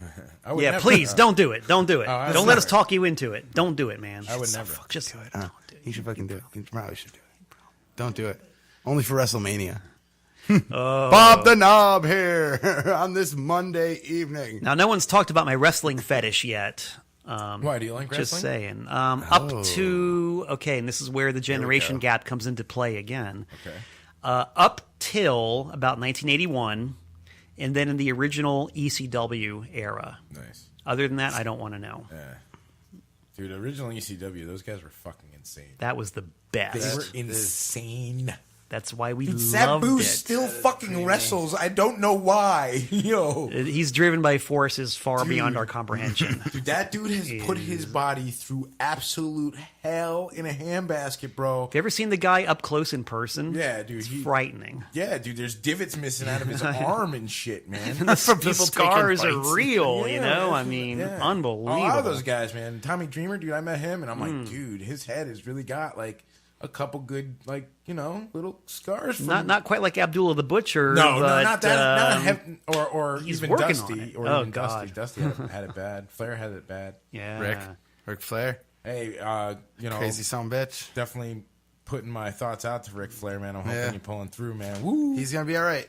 Yeah. I missed something. I What saw happened that to post. Flair? They said He was in surgery recently in a medically induced coma and all this. Oh, Yeah, I did not know. yeah, I was pretty- not aware of that. pretty bad stuff. So Wow. shouts to Ric Flair. Hopefully everything, He did that cameo in Workaholics like Yeah. a couple years ago. It was funny as shit. dude.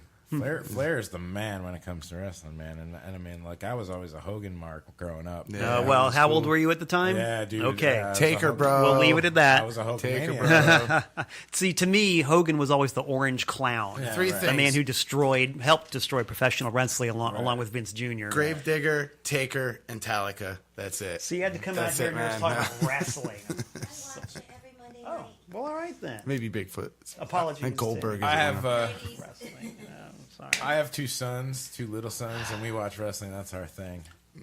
I've been watching since I was a little kid, man. Dude, I've spent the last 10 days or so watching wrestling because I went ahead and I paid for a 101 DVD set of all championship wrestling from Florida from the 70s and 80s. Awesome. That's awesome. And I am just so geeking out. Yeah, man. It's awesome. It is so. It's the 11-year-old in me has come back to life. That's It's cool. And Great. see, that's So the crazy great. thing. I say that to people sometimes. Like, I'll be at work and Tuesdays, like I said to you earlier, we do 90s here, and sometimes a song will come on, and I'm instantly transformed or transported to that time and place that I first heard that song. Like a scent, sometimes you get those moments, and I swear, there are songs that absolutely take me to a time and place where I'm feeling something completely different than what I'm really actually experiencing in real life. Sure, which once again underlines the power of music. It's I mean, insane. it transcends religion. It transcends Absolutely. reality. Well, and that's the other crazy thing.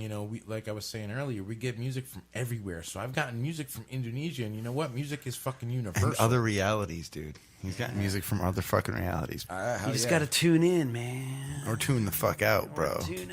Drop in, drop out. I almost dropped before I came there. This is my last time being able to make it down to the Studio for quite some time. Right. Oh, and why is that? Cause life gets in the way. Yes. But I'm still gonna fucking be here digitally. I'm not gonna bitch out. Skype in. I mean, I shouldn't say that, but Skype in. Well, you just did, so. well, I don't mean that towards anyone else.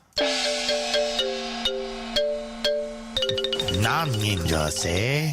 If mouth bigger than foot, why not give try?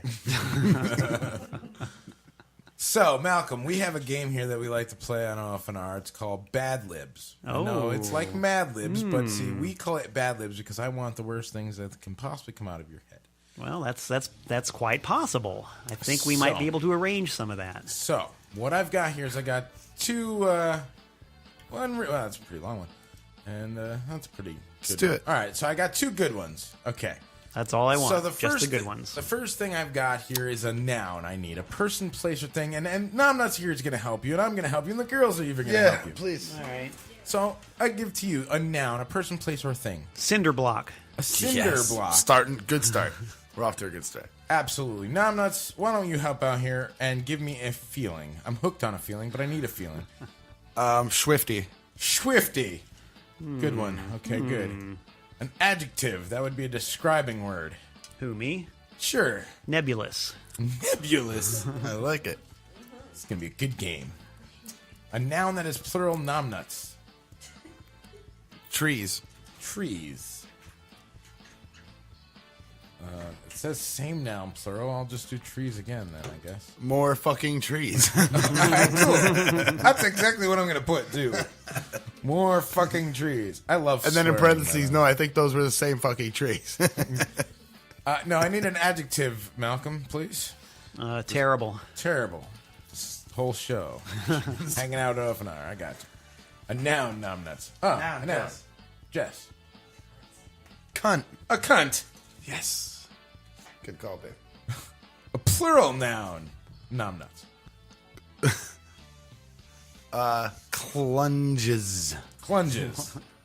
Wasn't that the verb you gave a second ago? That was clungy. Sorry. No, it hasn't done the clungy. That was the first time I get clunged. Not okay. yet. Not yet.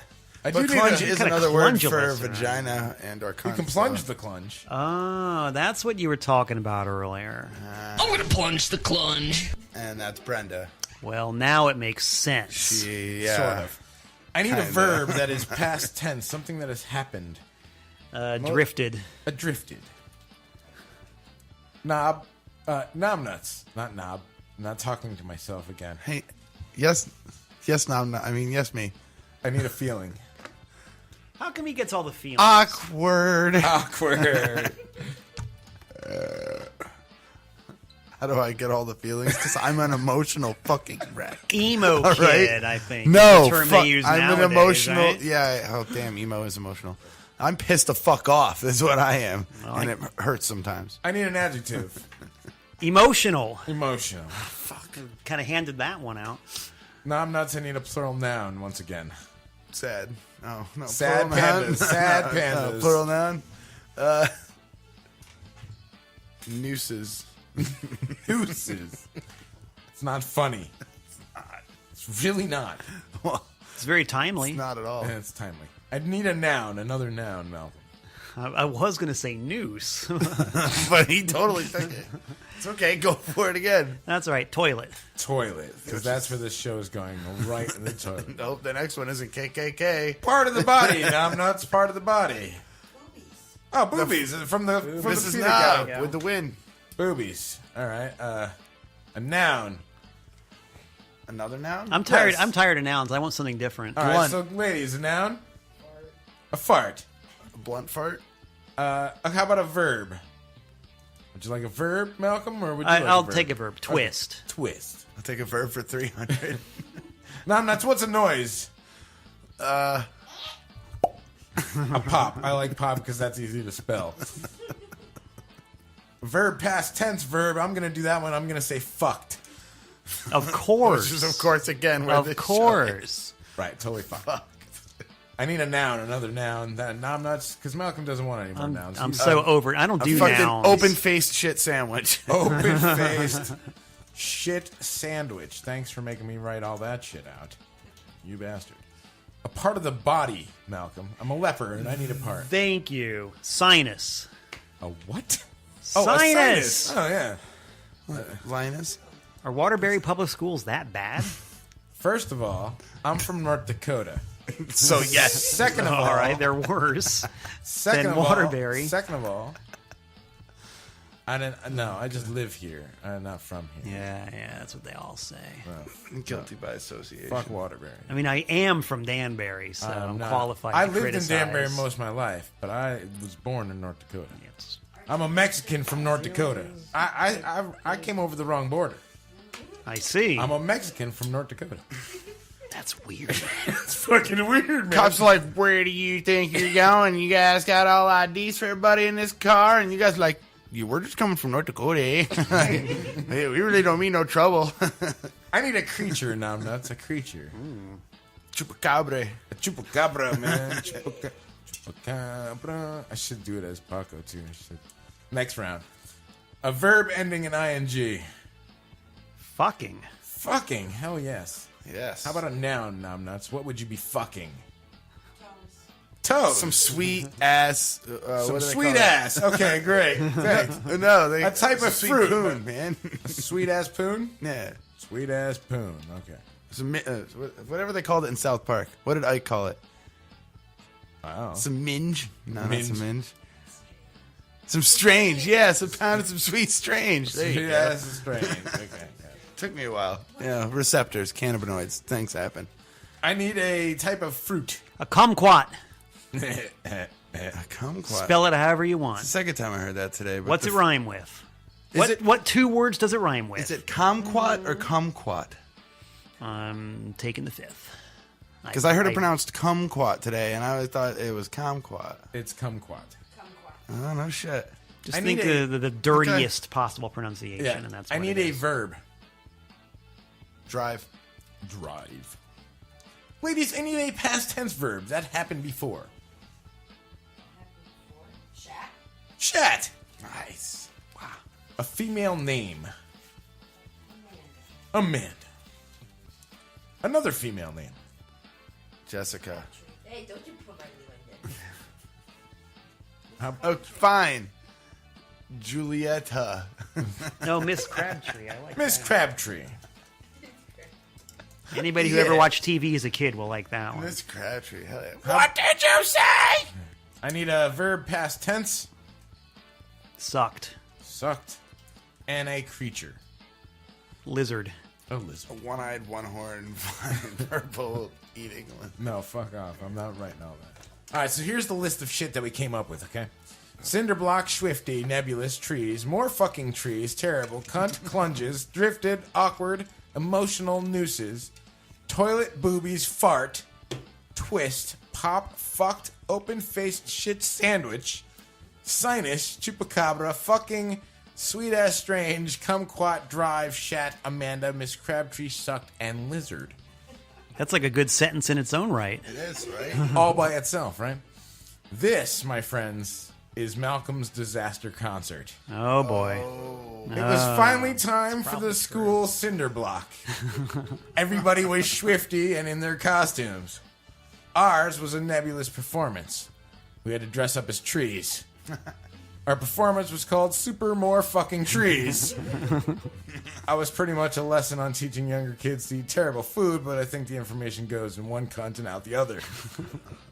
After a few clunges, it was our turn.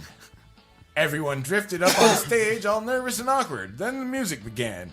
Oh, this is bad. It's time to get emotional nooses. Yum yum toilet, I felt a shiver go down my boobies because they're so corny. 500 people watching me. I'm pretty sure the rest of my fart felt the same way. Pretty sure if you finish this story, we're all going to hell. If there is a hell. We continued I to don't dance believe in and it. twist, but then the music was interrupted by a pop noise. Lots of people gasped. Others just fucked. Yes. We had to stand there in our silly open-faced shit sandwich costumes until the music finally started again. Some people talked. I heard some people clear their sinus. Stood there feeling embarrassed while suddenly a huge chupacabra crashes through the wall behind us.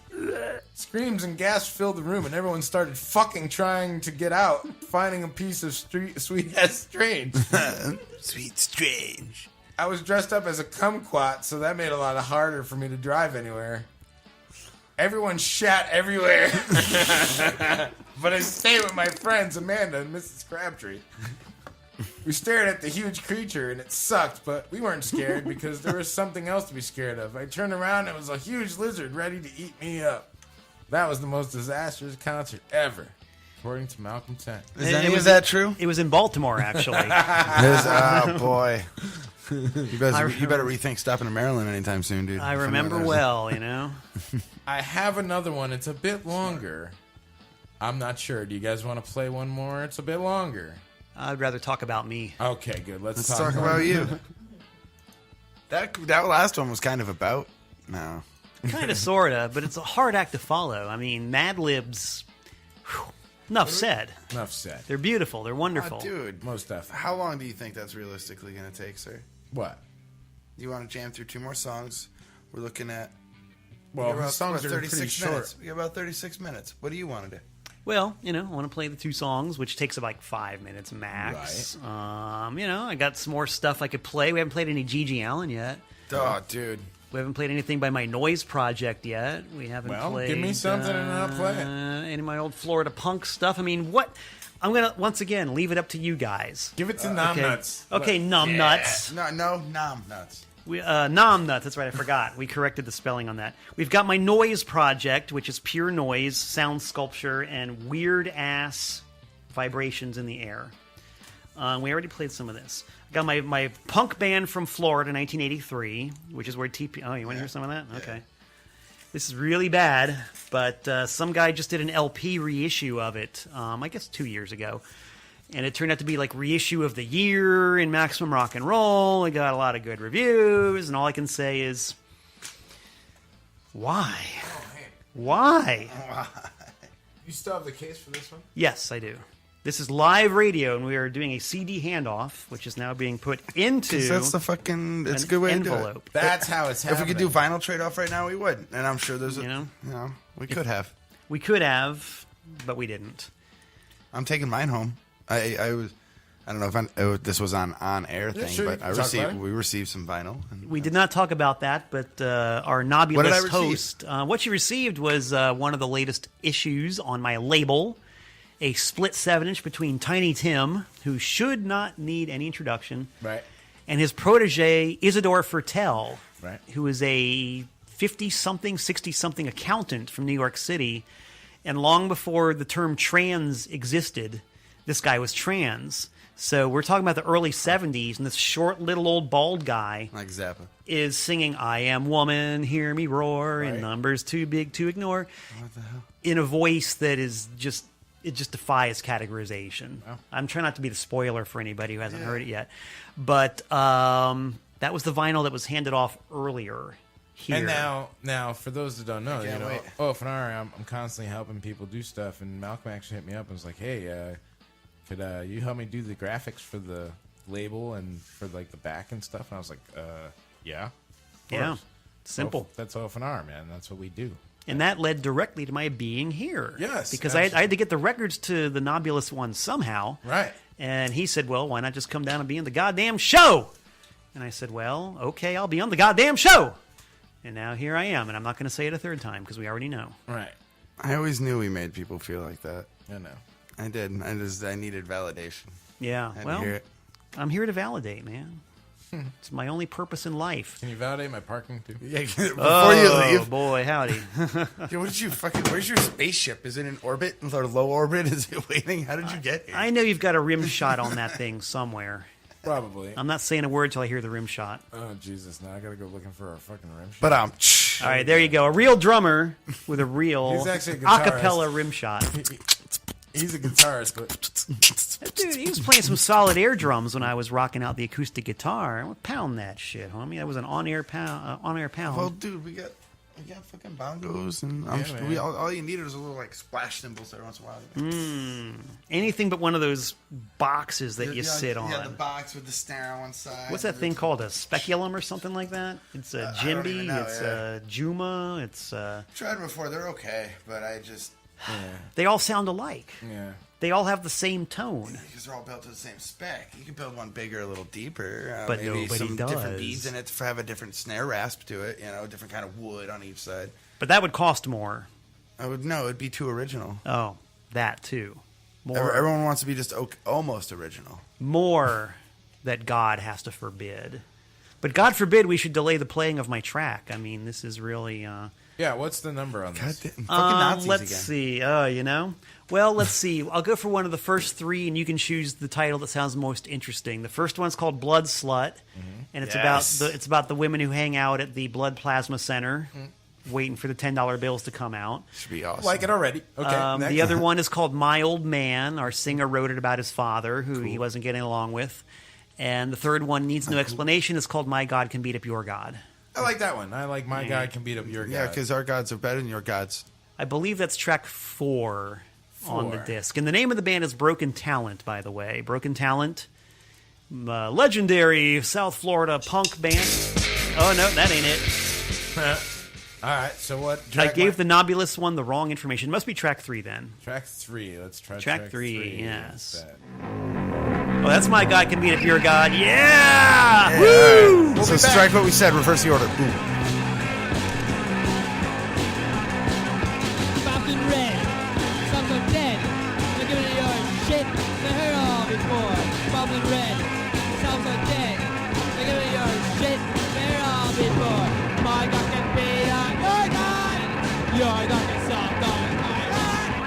My God can beat up your God, your God can solve God, my God.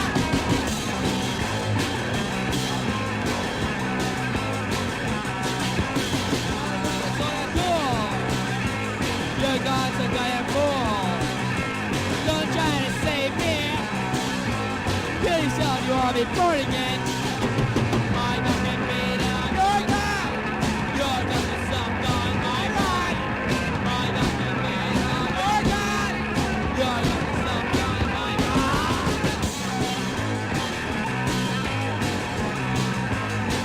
Ain't no Christian. Ain't no Jew. I'll tell you what I am. Fuck, I'm feeling you. Ain't no Christian. Ain't no Jew. Tell me what I am. Cause fuck, I'm feeling you. My God can beat up your God. Your God can suck on my God. My God can beat up your God. Your God can suck on my God. My God can beat up your God. Your God can suck on my God. My God can beat up your God. Your God can suck on my God.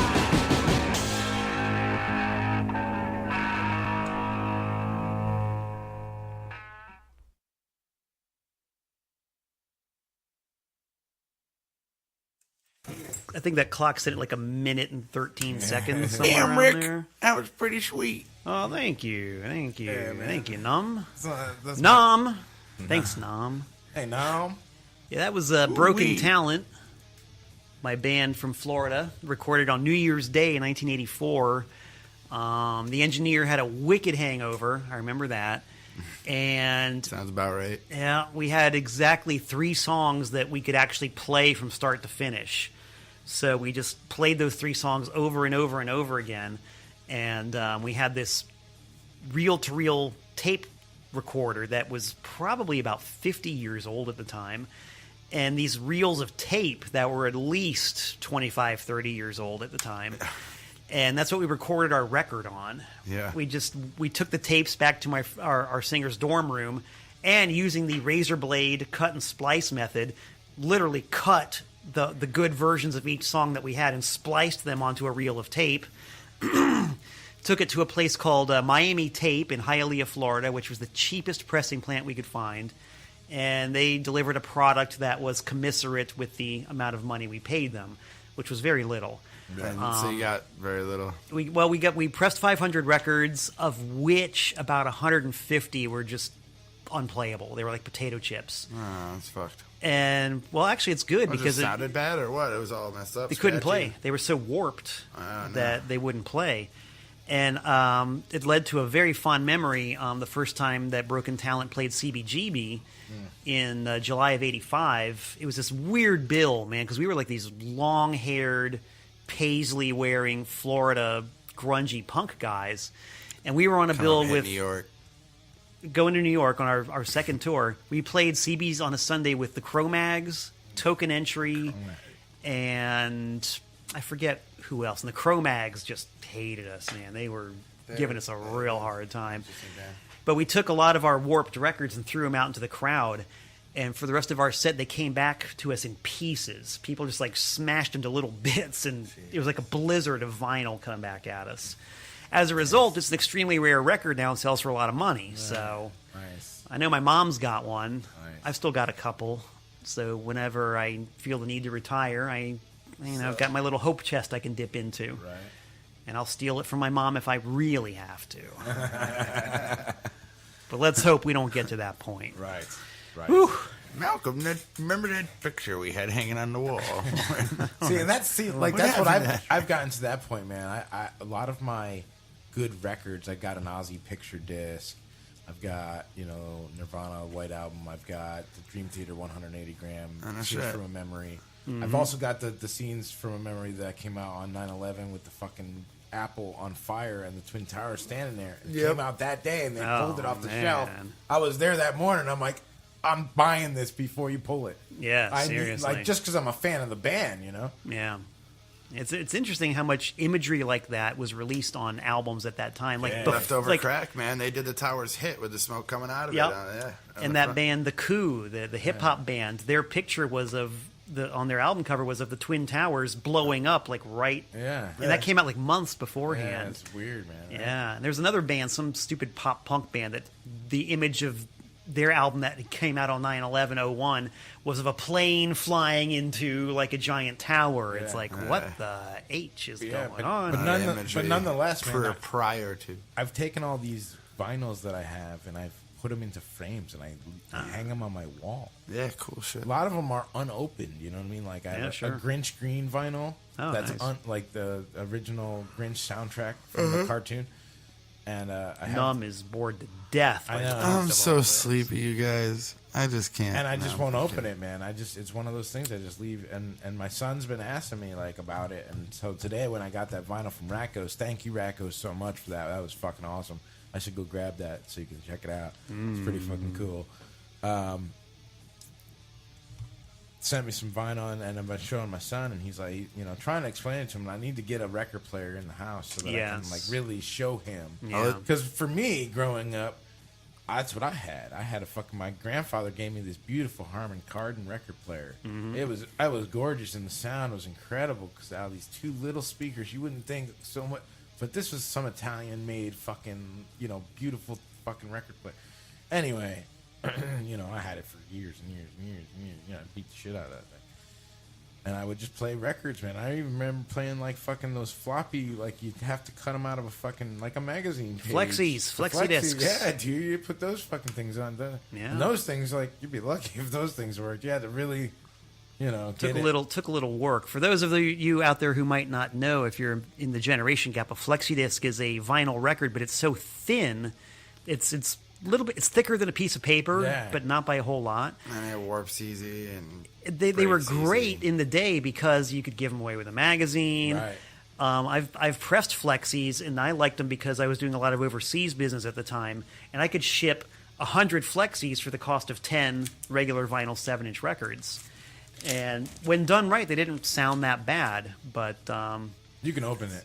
I opened it already. there's some vinyl just came in here. This is that Rat Ghost stuff, man. Thank you guys so much for sending this over to me. Who is Rat Ghost and where are they from? Rat Ghost is a wanna brand new listen to band it. that we just recently had entered here at OFNR a few weeks ago, back on the 28th of June, I think it was. There's a lot of ripping and tearing. It's not. But I'm holding a piece of vinyl. You The are. ripping and the tearing. The ripping and the I, Malcolm Tent from Danbury, Connecticut, just saying, am doing something that's a lot more fun than plugging a memory stick into a USB port. Most definitely. I am holding a record, and it feels good. It looks good. same. It's kind of smoky in here, but They don't even have. I'm sure it smells fresh. good. It's solid. Listen to this. They're from Vinyl, kids. They're from Portland, Oregon. This one's green. Yeah, dude, that is some nasty ass cool shit, man. Thank you guys so much, really. And let's not forget that a piece of vinyl, for all intents and purposes, Oh, man, I want one. as far as the human race goes, it's forever. This is not going to get corrupted. Right. It's not going to disintegrate. Right. It's not going to think of all the things that can go wrong with a hard drive or a Right. CD Or memory, or right. any kind of digital format. It ain't going to happen with vinyl. Right. It ain't going to happen with a cassette. I've got cassettes from literally 50 years ago that I can still play. Right. And the Broken Talent master tape I was talking about a minute ago, tape that was 25 years old in 1984, I can still play it if I want to. So there. Bleh. So, We'll talk about analog superiority all day and all night if we're not careful. But we could play something on a CD if you want to hear one of my noise projects. Sure. I've got a noise band. It's called Fried Man. And the concept behind that is, what if you took a human male organism Okay. and put it into a deep fryer for about 6 or 7 minutes? well, now you're talking my fucking language. I'm What sorry, would I it feel sound weird. like? What It would would- it sound like? It sound like now music that's- to my ears and fucking delicious at the same time. Well, try this. This is a brand new composition. This hasn't even been released yet. I love human. This is called Advisory 1620. And this came to me while I was driving across Ohio a couple of weeks ago. And we can play it first, and then maybe I'll tell you the story of what the sound source is and how it came to be. Right. Maybe you can guess. We'll soon find out. That's the beauty of live radio. All right, a well, lot of there are guesswork. 2 tracks, and one of them is 2817. So which one is it? We'll play the shorter one, which is like 6 something, I Yeah, think. 617, and I'll play the whole damn thing. I don't give a damn. Yeah, we can talk over it too if you want. Advisory 1620 by Fried Man. There it goes. In fact, we can leave the mics on and we can offer running commentary as to who thinks what it is. Let's play a game. What is this? Should we or shouldn't we? It's some sort of static for sure. Yep, there's static.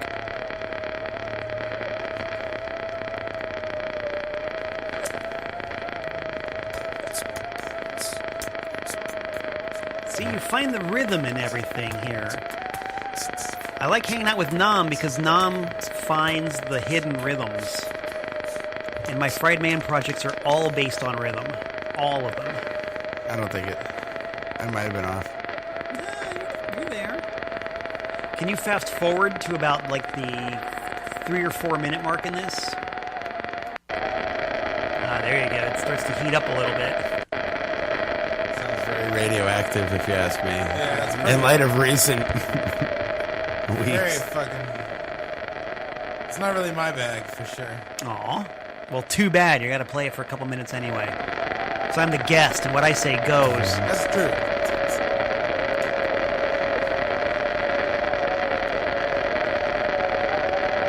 This is scary fucking shit. I love this I'm stuff. fucking horrified. Yeah. I'm not going to I was sleep going to good. post about it and talk about like- how I'm a happy guy. That's I'm like when I digitally dosed you that time. But you're happy, but yet you fall asleep to this kind of stuff, and it mortifies me. Yeah, all of my sound sculptures are like really scary. They sound like the flames of hell, and I like them. It's I actually like pretty them a brutal. lot. I do like that sound. I love them. because of that, you know. Yeah, It sounds pretty ambient, and I'd like, you know, when I hear that going for as long as it needs to, perhaps forever. But at some point, like perhaps the creation of existence, there's a strum of a really low death metal guitar with some heavy distortion and some squealage action happening right out. It's like, damn, while it's like, and then you still got the drums going, and it's there, man. That's what I'm hearing on it. But that's me because my brain's running insane. but when you hear the full Over top of that. 28-minute version, because that There's was just 28 the minutes of that? briefest excerpt. No, the 28-minute version is even scarier. I'd Promise. like to hit play and just play to it. Well, you know what? Do you have the ability to play CDs? I have the ability, yeah. Now I'm going to any gift you. format, anywhere. I'm going to gift you with this unreleased Fried Man disc. That's me, Malcolm Tent from Danbury, Connecticut, being extremely generous. Is it because I'm fried, man? I have to ask. Wasn't going to say it. I wasn't Wasn't going going to say it. There's a genuine handwritten envelope. Don't let anybody say that Malcolm Tent's not the most generous mofo in the room at any given moment. Thank you. You're welcome. Usually people have to pay me a lot of money for those things, so you got one for free. I don't have a lot of money. That's And kind of why I anything did I could it. offer you, you don't want. No, I know So- that's right. It's kind of like a pity offering, I I'm gonna think plunge Oh, the you son of a clutch. bitch. call it. He's good. No, I'm not. Let's play some Gigi Allen. Good at making the guy feel good about himself and then No, just I'm shutting not. him right the fuck down. Oh, God damn. Listen, man, you know what? Where's that fucking record? What's wrong with Malcolm X, man? You up for some Gigi Allen? Sure, man. Oh, All God. right. What a way to We round can out the do night. it. Yeah, we only got about 15 more minutes, so All right, we'll play some Gigi, because I love Gigi Allen. Love the man, love him. People can say whatever they want, but I think mind he him. was a great musician, a brilliant punk rock songwriter, very funny. Yeah. And as much as he might have dosed or dished out to people around him, he gave back to himself 8 or 9 times in spades. So it's not like being abusive, because he was abusing himself more than anybody else. Yeah. Here, You're let's- bleeding and all fucked up, man. Yeah, let's play track 1 on that one from the shit up. immortal Eat My Fuck album. Yeah. This is the song that made anything it. that says "eat my fuck," I'm all about that here on OFNR. This song made a Gigi Allen fan out of me in 1987 when I heard it the first time, because I thought he was just like some kind of a generic punker. Or As I slide in hardcore a dude or tangible whatever. item that was handed to me. But when I heard this song, which is called called Hard Candy Cock, I realized that this guy was a genius. So here it is, Hard Handy Cock, right here on OFNR, Gigi Allen. Ow! Let's get hard. It's coming to hot candy corn. Just for you. Suck it, suck it, suck it, suck it, suck it, suck it. Hot candy corn. Hot candy grip. Hot candy stick. Stick it in your mouth. Don't take it out. You want me. I want you. It's no romance. Just fucking screw. Suck it, suck it, suck it, suck it, suck it. Hot candy pop. Hot candy grip. Hot candy stick. Stick it in your mouth. Don't take it out.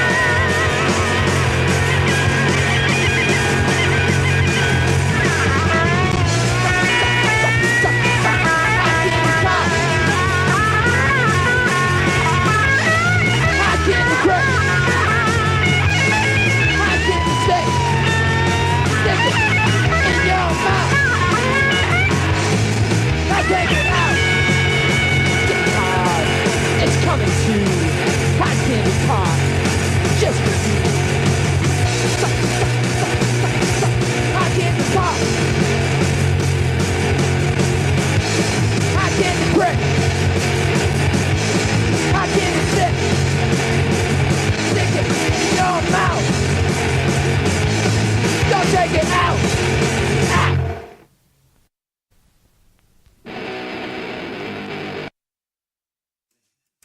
See, that's why I love being on OFNR radio. No. It's OFNR.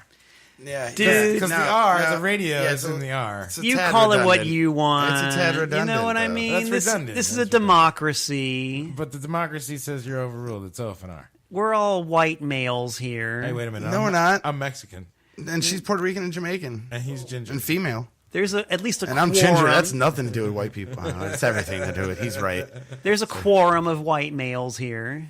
A quorum. I think a murder? I think a murder. 50%. Yeah, gaggle. There's a whole gaggle of white males here, man. You There's a wouldn't lot of moose. believe it. Oh man. Anyway, A lot of human. I was going to say something. I forgot. Oh, about how I love being here on OFNR Radio. See, I did it again.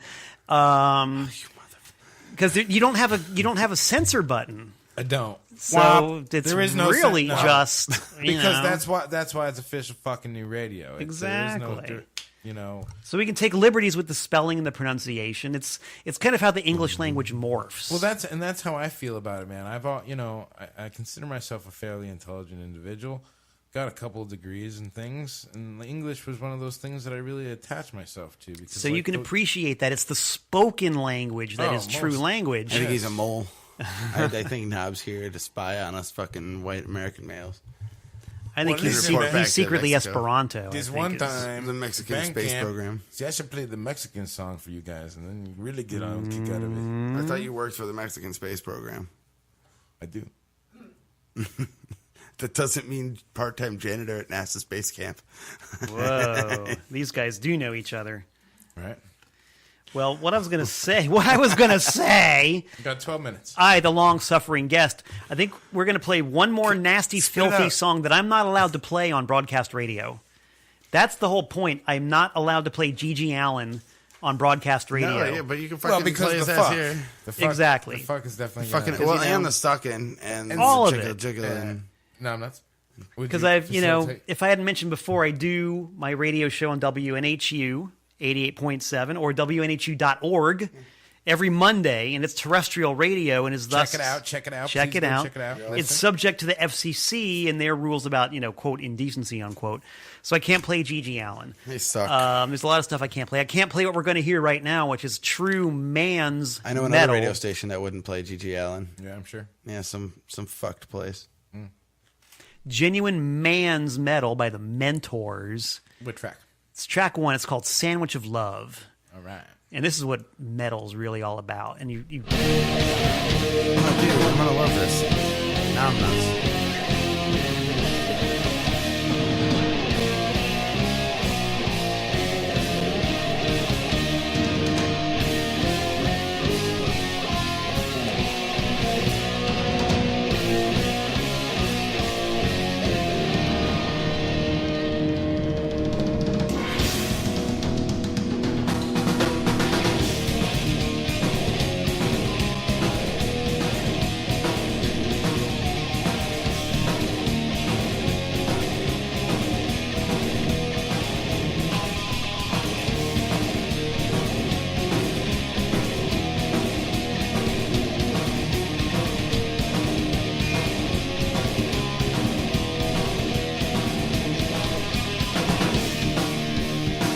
It's the sandwich of love. One below and one above. In the sandwich of love. Thrusting and roasting. She hasn't been laid in days. Now she's covered in mayonnaise. She's a woman with no soul. She's got a guy in every hole.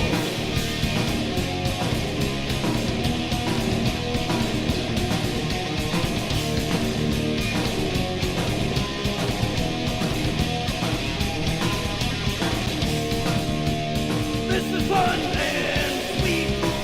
Where's the buns and cheese of meat? In the sandwich of love.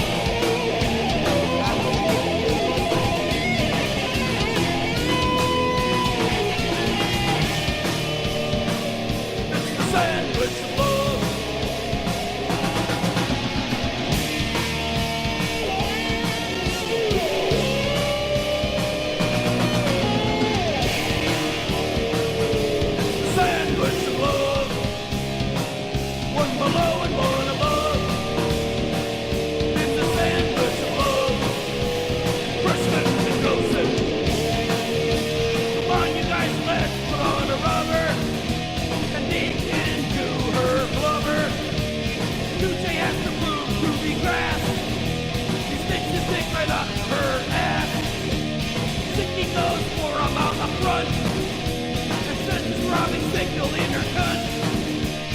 Mr. Tanless recovering from mace, throwing shot on her head and shots in her face. In the sandwich of love, one below and one above. In the sandwich of love, Preston and Grossen. In the sandwich of love. Hi, this is Jeremy. In the sandwich of love, Preston and Grossen. Oh, oh, oh, oh,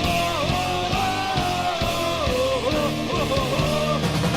In the sandwich of love, one below,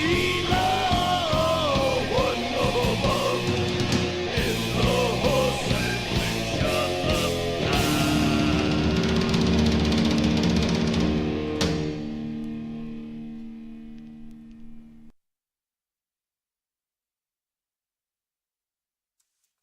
Ham. Ham. We're just talking about ham. Pure ham. In relation to the Mentors, who we just heard, doing Sandwich of Love Nice. from 1984.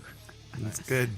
Their lead singer, El Duce, was the guy who claimed that Courtney Love had paid him $50,000 to kill Kurt Cobain. Yeah.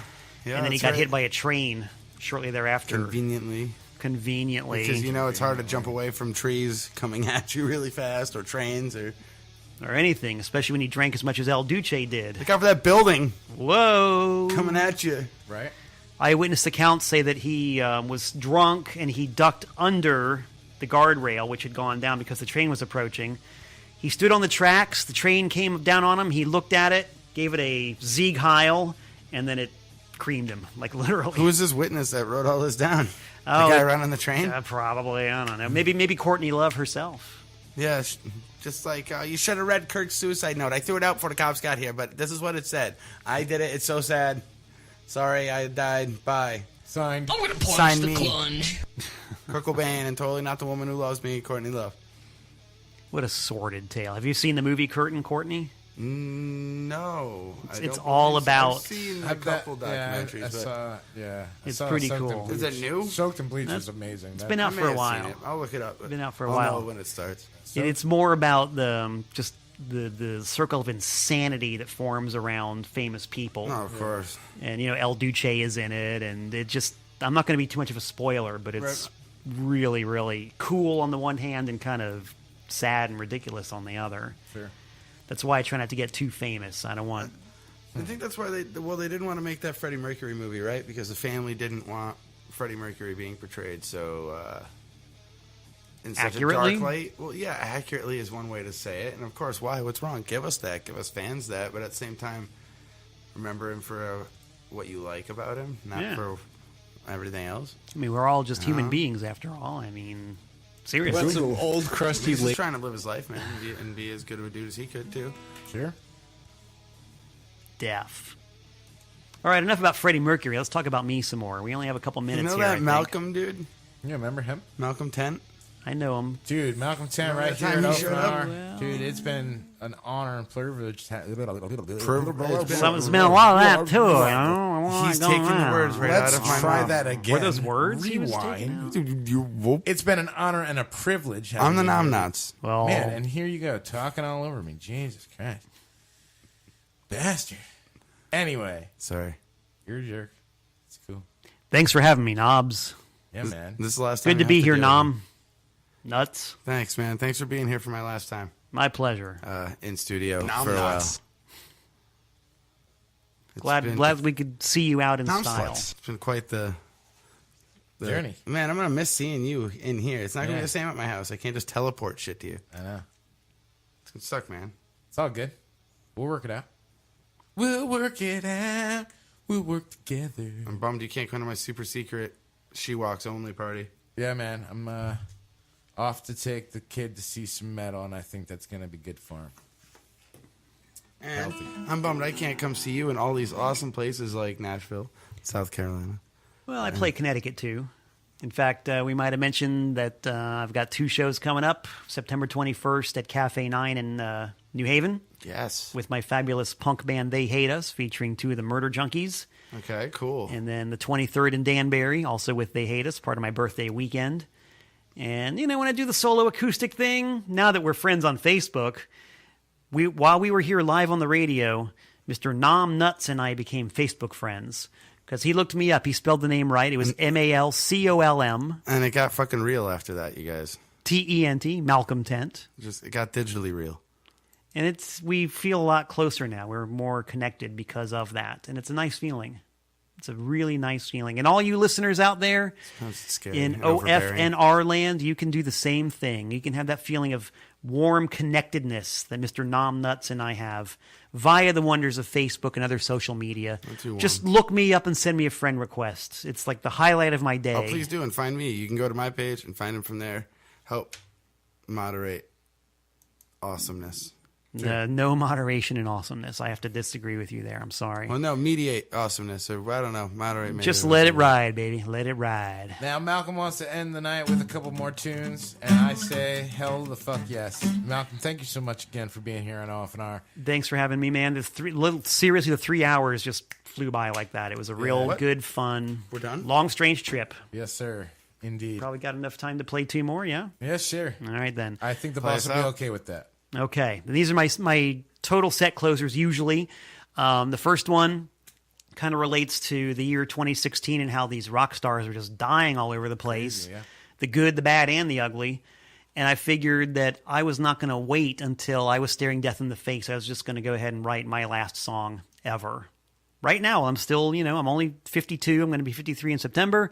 I'm 52. I got a few miles left in me. Hell yeah. But why not write the song now so you don't have to wait? And this is also in tribute to guys like David Bowie and Warren Zevon and George Harrison and Gigi Allen, who all knew that they were dying, and they wrote one last opus. David Bowie did Black Star, Warren Zevon did The Wind, George Harrison did Brainwashed, Gigi Allen did The Suicide Sessions. They knew, and so they wrote about it, and I was always really impressed by that. Yeah, and their lyrics and everything. Huh? Yeah. So here we go. My last song ever, and you're hearing it right here live on OFNR Radio.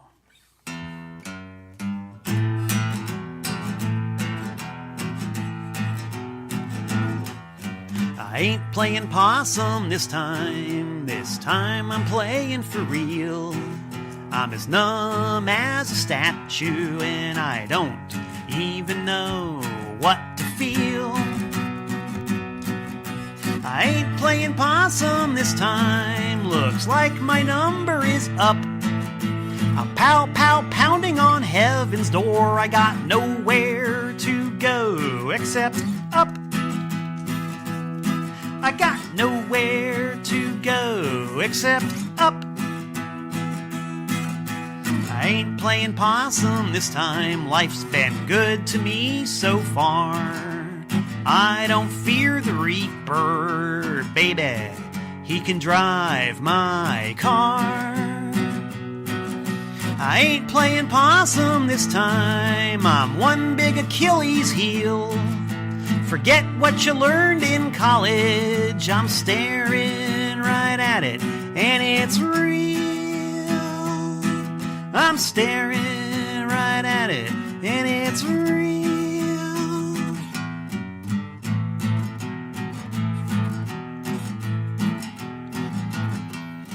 I ain't playing possum this time. This is my suicide session. My black star's brainwashed in the wind with the Grateful Dead. I will go to heaven.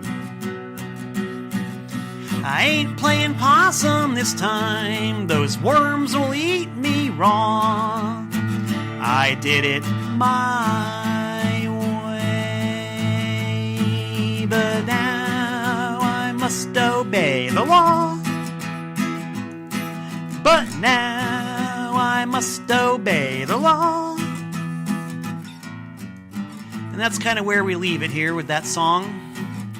As I, Malcolm Tent, shuffle off this mortal coil, secure in the knowledge that somewhere down that path I'm going to meet my maker. as we all must. And when I meet my maker, and I'm done singing this merry tune, I'm going to be able to look my maker right in the eye and give him a nice greeting. I'm going to get to say, "Hail Satan! One badass dude. He made me look at my mom in the nude. Hail Satan! That dude is so badass. He sent me straight to the bottom of class. Hail Satan! Hail Satan! The Dark Lord, he gives me stuff to do when I'm bored. Hail Satan! Hail Satan! That motherfucker's so rad. He gives me $3 every time I'm bad. Hail Satan! Hail Satan! The king of rock and roll. He lets me keep every riff I stole, including this one right here. Any listeners out there in OFNR radio land, if you're a guitar player, you better take notice, because I signed an agreement with my Dark Lord and Master, and they all belong to me, including this one right here.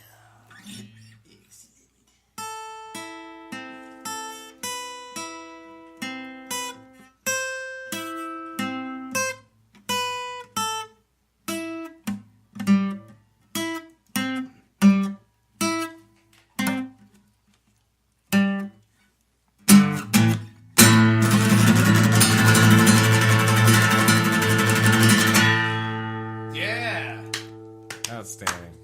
Oh, that's what I thought you said. Hail Satan! That guy is so wicked on the highway to hell. He forgave my ticket. Hail Satan! The coolest son of a bitch. I'm gonna play on the radio. I'm gonna get rich. Hail Satan! Hail Satan! The mighty 666. Every now and then he lets me score with the chicks. Hail Satan!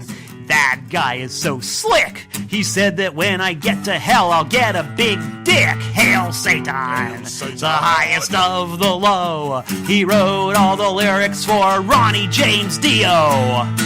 And as mentioned before, I got control over the music. From